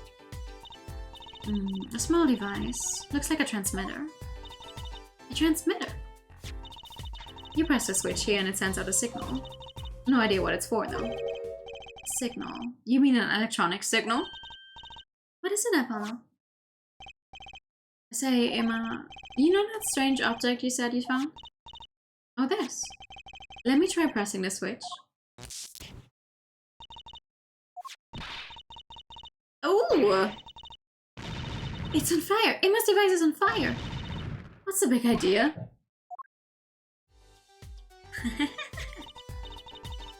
Well, now we know what this is, an igniter. This body must work like a lighter. It nearly lit me up, that's for sure. Don't look at me like that, I didn't do it on purpose. I suppose. At least we're getting somewhere with this case. Hey Apollo, let's ask Emma more about the switch. Now that she has some first-hand experience. Now that she got her fingers burned, let's ask her about it. What are you trying to do, burn me alive? Come on, it was just a few sparks. Says you weren't the one holding it.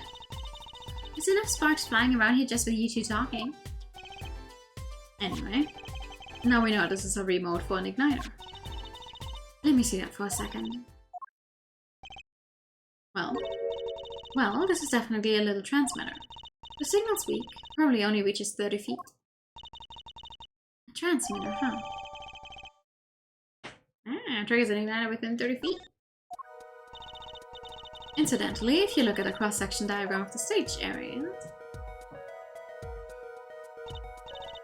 Let's see, 30 feet from Lamiro's dressing room. That covers the backstage completely. It also looks like it would cover the stage. It kind of seems unlikely anyone would use this on stage.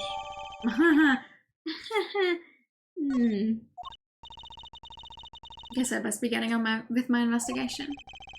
We'll have to look for more clues elsewhere then. I feel better just knowing what this thing is now. I'll have to look into igniters a bit more later. Good luck! I'd like to know a bit more about igniters myself. Hey. I'd like to... The speaker for monitoring the stage was blaring at the time of the shooting.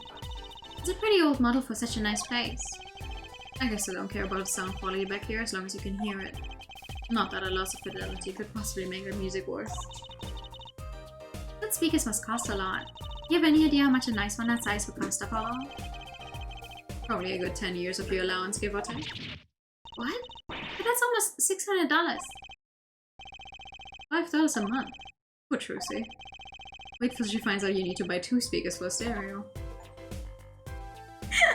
That's an achievement for you to find out how much of an allowance she gets. Interesting. Okay, who have we not talked to yet?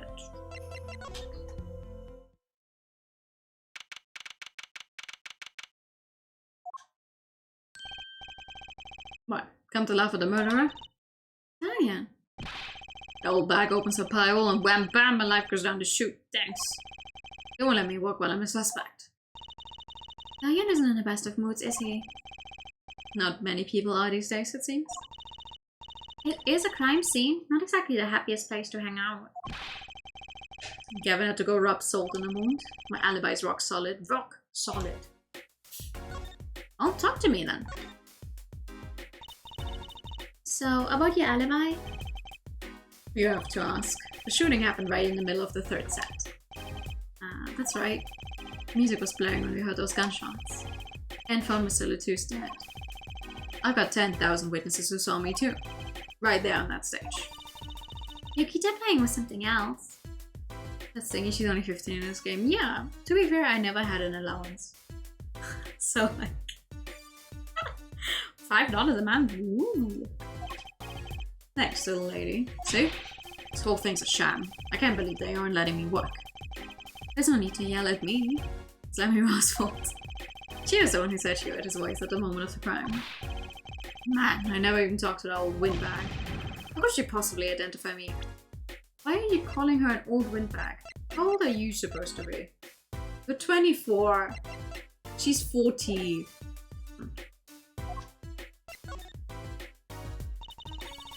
They won't let you work? He won't let me work. Gavin says I gotta lie low till the suspicion is cleared. What suspicion? You can't be such a stick in the mud. Mr. Gavin, a stick in the mud. He may look all flashy and showy, but he's straight as an arrow, man. Except when he's depressed.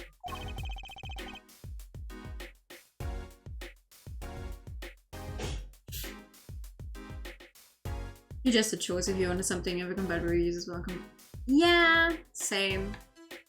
Kind of, it was like, if there was something I wanted, and I had a convincing enough case, or it was an okayish price, then it would just be something I wished for on my birthday or Christmas.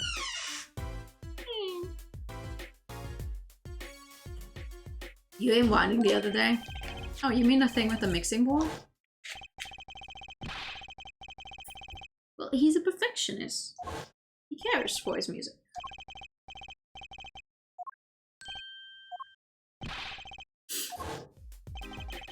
He's just a perfectionist is all. Not a bad guy, really. Well, I think the Gavin is at the best. I have all your albums. The band's fine too. Gavin can write a good tune, I'll give him that. Come to think of it, I haven't seen Prosecutor Gavin around much. Or him. He's down at the prosecutor's office, most likely. The prosecutor's office? Never been there, have I? No, we haven't actually been in this game. The dad of the victim should have come in from Interpol. Normally I'd be down there dealing with it. Not. Apollo, let's go check it out. I've always wanted to see the prosecutor's office. Maybe that's not such a bad idea. Right on. Say hi for me, okay? Oh, and screw you.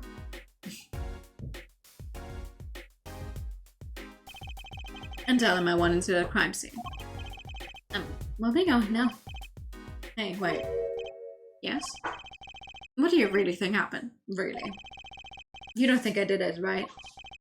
Well, right. Way to instill a guy with some confidence. Just remember, I was ripping it up on stage when it happened, okay? Ripping. Don't get led astray by some siren song, eh? If there's one wrong and you'll be eating humble pie for a year, I beg it myself. Let's not talk to him anymore, alright? He's a 5th Diane question. He's one stone and leave unturned if I had a choice. To look for the truth, not manipulate for wins like Edward. I mean, do you know Edward's backstory? Because I get it. Edward has a lot of growth during the games as well. So I don't blame him for how he acts initially. You do, okay. But it's refreshing. It's refreshing to see that Clavier specifically is very open first time around already. So this is it. The Gavin's head office. It's not the band's office, it's the prosecutor's office. Who is the head prosecutor at this point anyway? Chief prosecutor. Do we know that In this game? Given his specs. Oh, for sure. That's why I love this game. I think this is definitely one of the best games in the series, I have to say.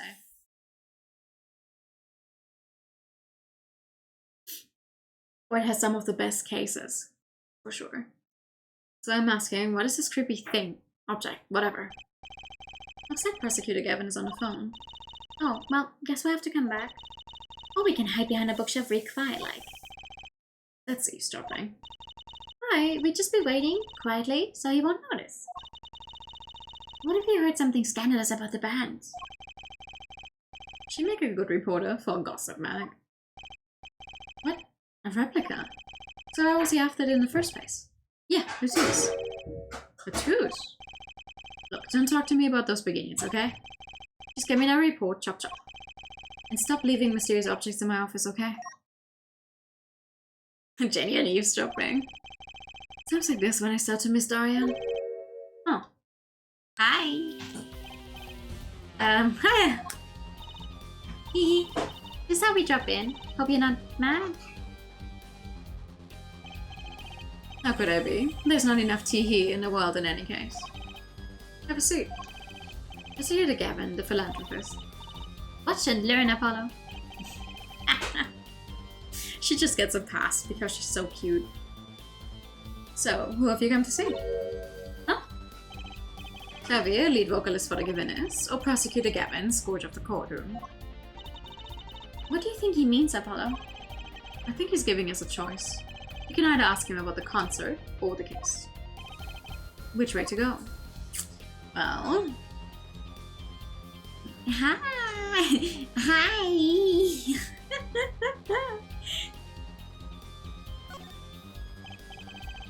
Oh, that reminds me, did you see the paper today? Yes! I always read the TV section. Good girl. How about you, her forehead? I read the funnies. Then you will not have seen this. One sort of tragedy, the prosecutor's deadly song. Oh, is that a new show? I haven't heard about that one. It's not a show, it's an article. News, you know. Oh, does this have anything to do with the case? Since getting back from the trial, my phone has been ringing off the hook. Splatoon reference. How's it feel to take a man's life with a song? Have you ever hummed a man all the way to death row? Do you think you could sing for me over the phone? It is endless. Endless, thanks to the case you made today, of course. Oh, that was all Apollo's idea. Hey. Was there a newspaper over there too? Ah yes, the Bulgarian Daily Bull. Bull. Go ahead, take a look. Thanks, but I can read Bulgarian. Oh, that's right. Suffice it to say, this is big news over there as well. Though they didn't go so far as to mention the lyrics to my song. Probably no one in Bulgaria could believe it. It's probably seen as just a theory at this point. So many interesting implications, like, yeah... assisted suicide? What? The journalist didn't see the need to mention it. That makes sense. I hardly know what to think of it myself. Pick up about the case, it doesn't mention the lyrics of Lamiro's fact. Okay. Lamiro's testimony will probably be in the evening edition, I'd imagine. Which is why I've had Darian step down from the investigation for now. Yeah, we ran into him moping in front of the Coliseum. Lamiro was my invited guest, so it is a rather delicate situation. You understand how much I want to solve this case. Quickly, if possible. I really love that song. It has such a great atmosphere to it. You co-wrote it with Lamiro, if I remember correctly? That's right. It was last year. I had gone to tour Bulgaria's legal system, as a matter of fact. And that's when you heard Lamiro's voice? It was at a small jazz club. I wept that night. I knew I had to meet her to talk with her, so I used my influence, which is not inconsiderable, to arrange a meeting. Wow, persecutors really have a lot of clout. I think he's sort of a special case, Trucy. Thankfully, she liked the work I did and rewrote a song right there, backstage. Machi on piano with that dulcet voice, and myself on a guitar that I borrowed from Lamuro. And music history was made. Probably not an experience your average lawyer would ever have, like Apollo say. It is a memory I hold dear, and the song we wrote that night was this. And the very guitar is right over there. Oh, you mean this charred lump? Don't call it a lump, that's a piece of history. And it's only brown, not really charred. Yeah, whatever. No matter, I shall never sing that song again. I wouldn't have used a guitar again either, even if I could have. What happened during that song anyway? Why did his guitar suddenly catch on fire? Do you think you could show it to us? Your charred, I mean slightly burned guitar? I'm sure he doesn't mind. What more could happen to it? Oh yeah, what more could happen? It breaks apart. That was an impressive bit of pyrotechnics that did this. That's the guitar from the concert, isn't it? Yep. I thought it was one of the staff playing a gag on me. I never guessed that wasn't the end of it. I had a specialist analyze the guitar, incidentally. Oh, did you find anything out? He didn't have a lot of time, so it's still unclear. But the results he came up with were intriguing. Intriguing? How does the guitar tie into everything that went on? Is that something we should ask about? Yeah, in a second. Let me check out this mysterious object as well. What's that on a plate there? Is that gum? Gum? Maybe he was chewing it when the phone rang. So he put it on a plate for later consumption. You think a rockstar could afford a fresh stick? Don't jump to any conclusions now. That's not chewing gum. Take a closer look. Although I really shouldn't be offering, should I? What is that? It looks like a lump of plastic. Wait, that phone call. Oh yeah, so that's fine, alright. What about the button on the piano? Yeah, we'll get to it. Give me a minute. We're going to gather all of the options so we can talk about them in one go. Prosecutor Gavin, does this have something to do with Mr. Lutus? Wait a second. You were listening to my phone call, weren't you? Oh, us! I tried to stop him, really, but he forced me to. Hey, you were the one digging for a scandal, Miss Reporter. To tell the truth, I'm not even sure what it is. But apparently it's a model of something undercover agent Mr. Lutus was after. This lump. Would you mind telling us what you do know about it?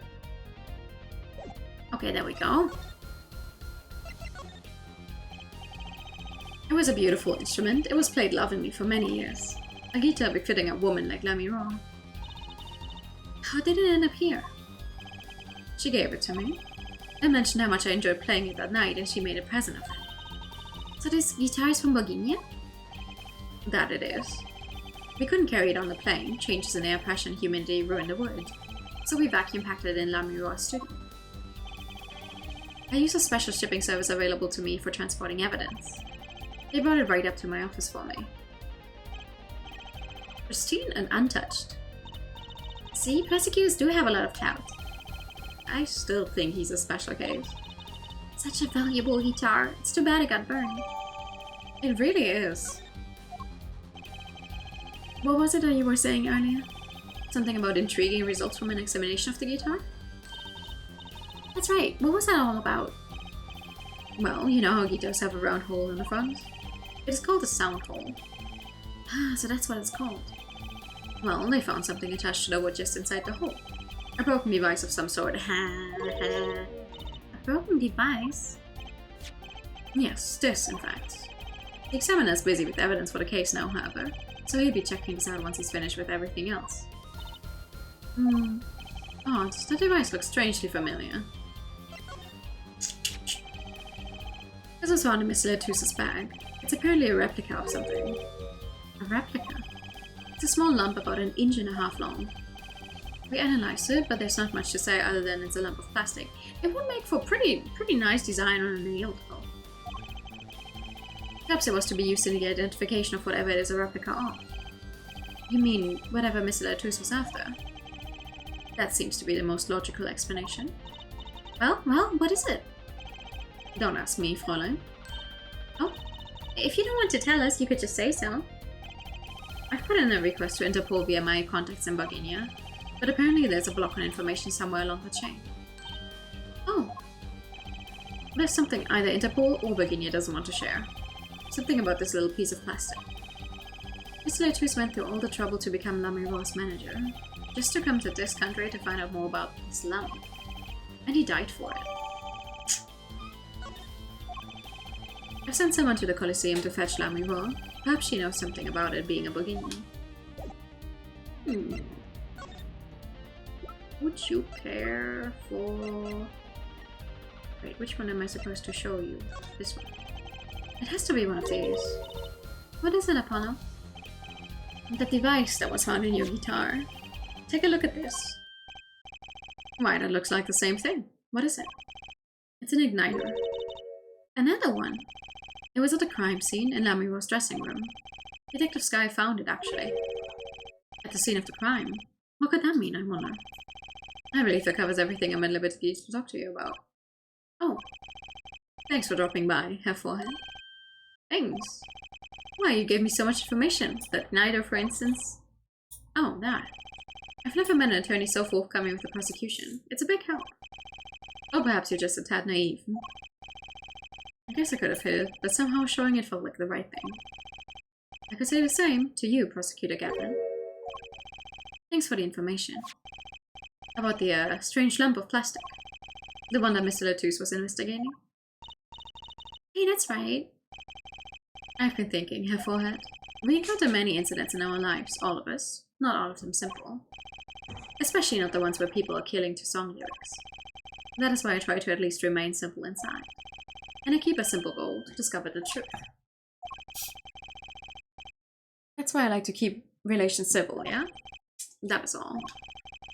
I can live with that. Mr. Prosecutor? Fräulein? Can I ask you why you sing in a band? Because I want women to turn and look when I walk down the street. That's pretty simple too. Now, if you'll excuse me, I've got work to do. Another time, perhaps. Okay.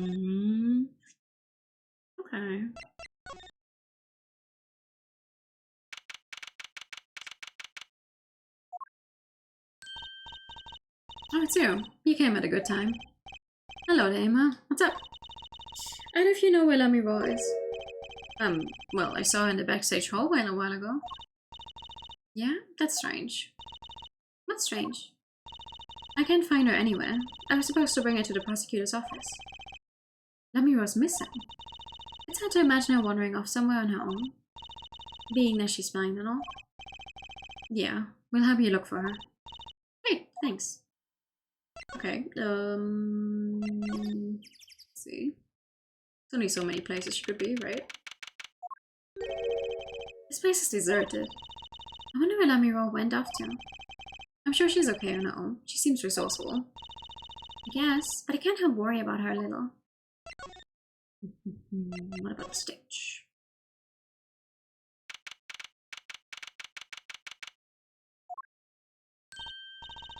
Huh, the stage is pitch dark.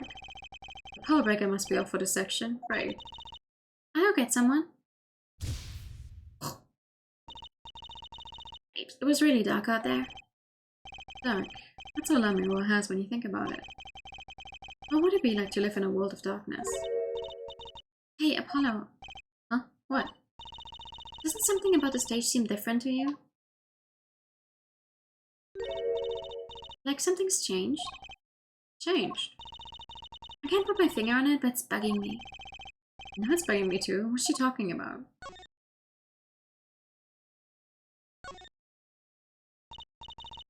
Hey, that case! Wasn't it open before?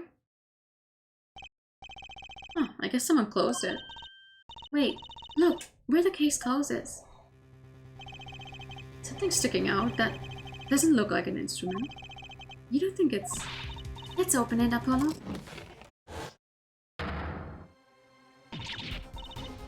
Yup. We have to get Emma. Lemire was taken directly to the hospital. Ima ran around barking orders, making phone calls. Chrissy just clung to my arm and cried. Me, I was still in shock. 2 bodies in 2 days is too many.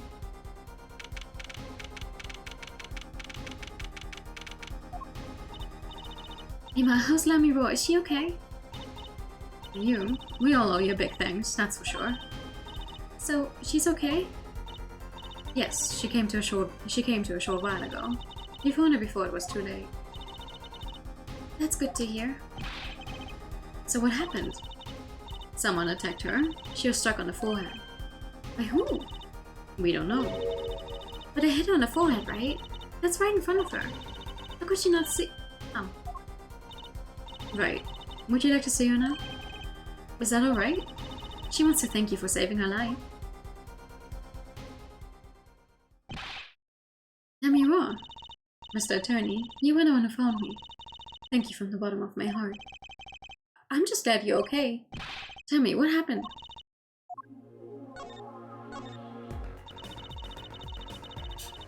It was after I spoke with you in front of the dressing room. I sensed someone approaching. I thought it might be someone coming to see me, but they said nothing.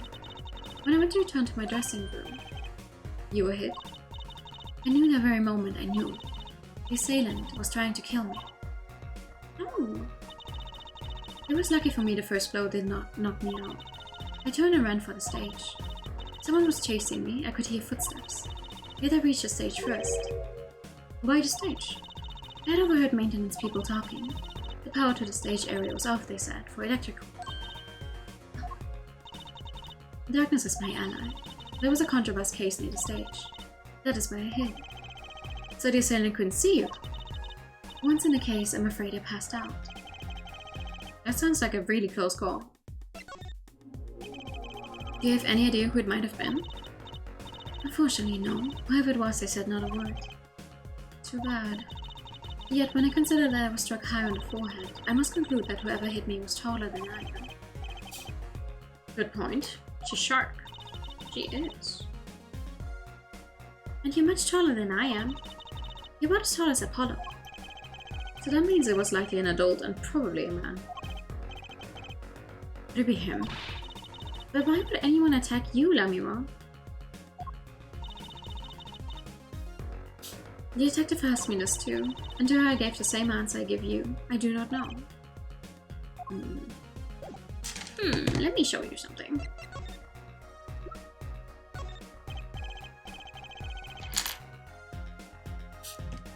Lemire, I wanted to ask you about this. Do you know what this is?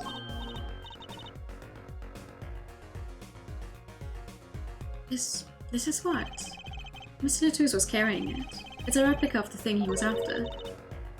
He was after? You know, in a secret identity. And it's an undercover agent. So that's what he was doing.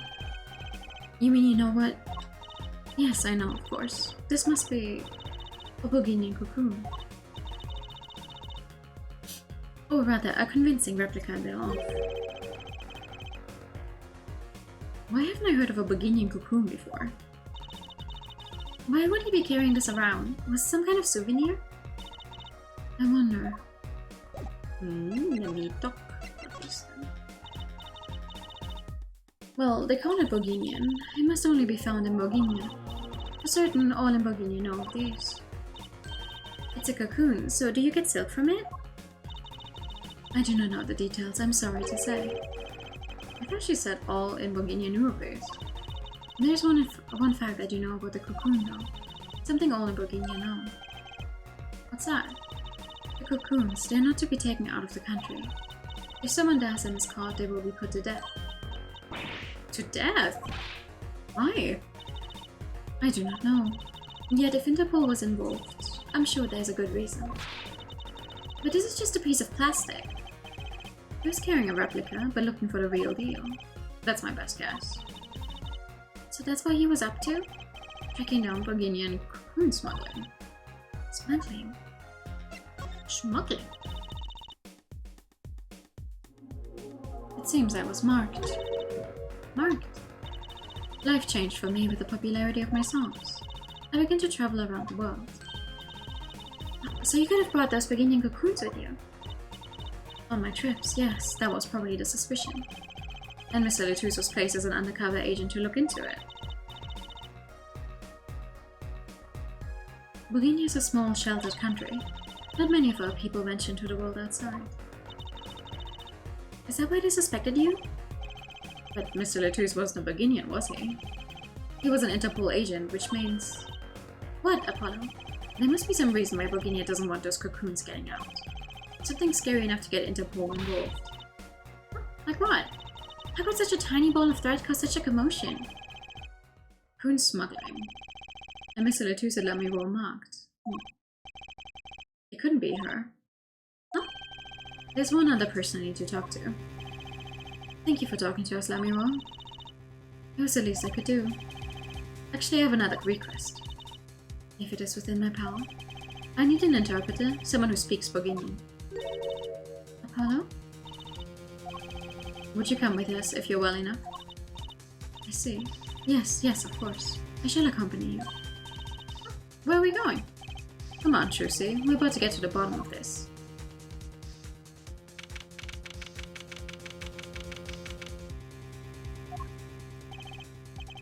Matty, we came to talk to you about the case. Matty. Could you interpret for us, Lamiro? Yes. Matty, I'd like to talk to you about when we first met. When we still thought you were blind. Now we know the truth.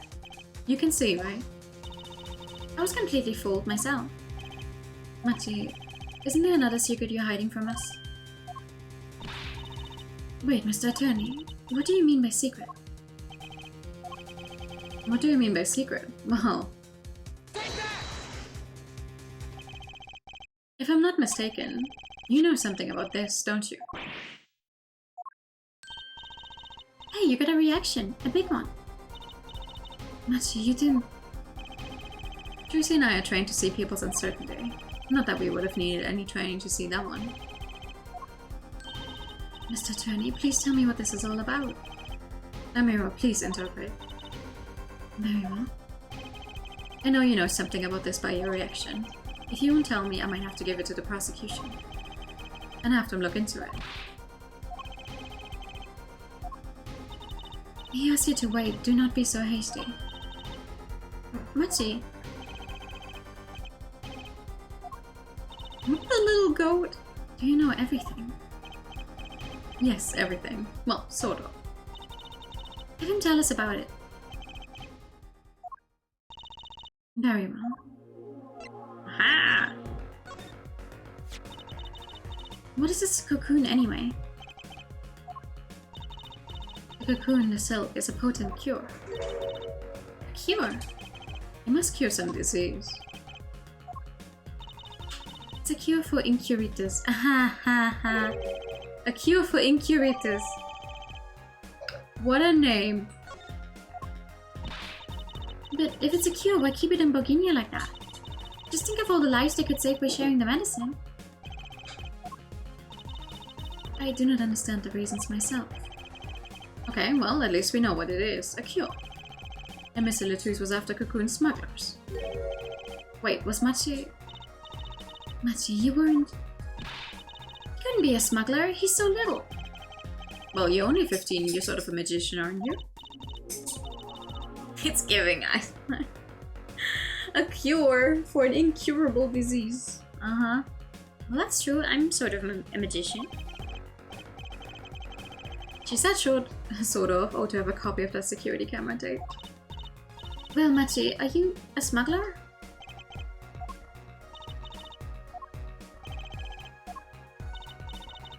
He won't tell me.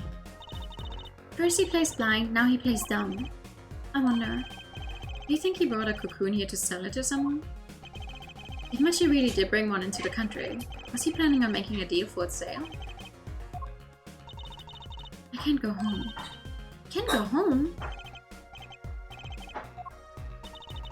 I can't go home to Virginia. I do not want to go home. The penalty for taking a cocoon from Virginia is death. That's right, it's punishable with death. About the case? What about the case?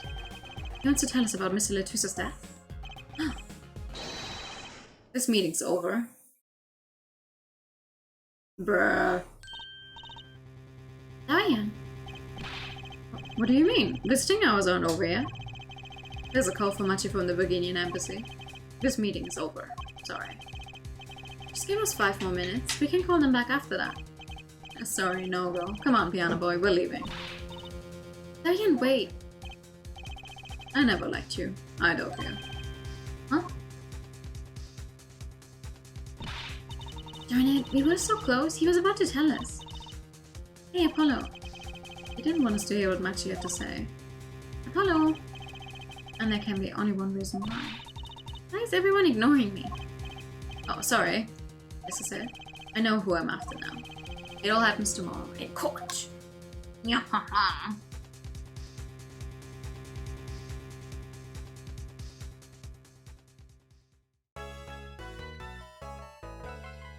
It does.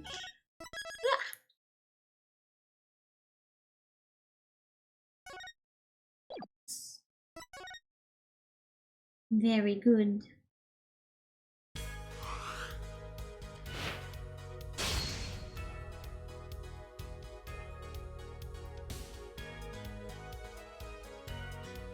It's like, game makes it very obvious that this man is something to hide, but you will not find out yet. We will find out next time. I see the evidence and I hate you too. Bye! Horrible man with horrible hair. But that's okay. But we'll get to the trial next time. But now this is gonna be where we stop. Because the trial is relatively long. Yeah. Let's do that one next time. For now, I'm gonna send you guys over to Spooky, who's playing Deltarune. Assuming I can actually write her name correctly. There we go. Here's the raid message. Thank you guys so much for coming by tonight. We'll continue this game very soon. And my mouse is dying. There we go. For now, have a good night. And bye-bye. Bye bye.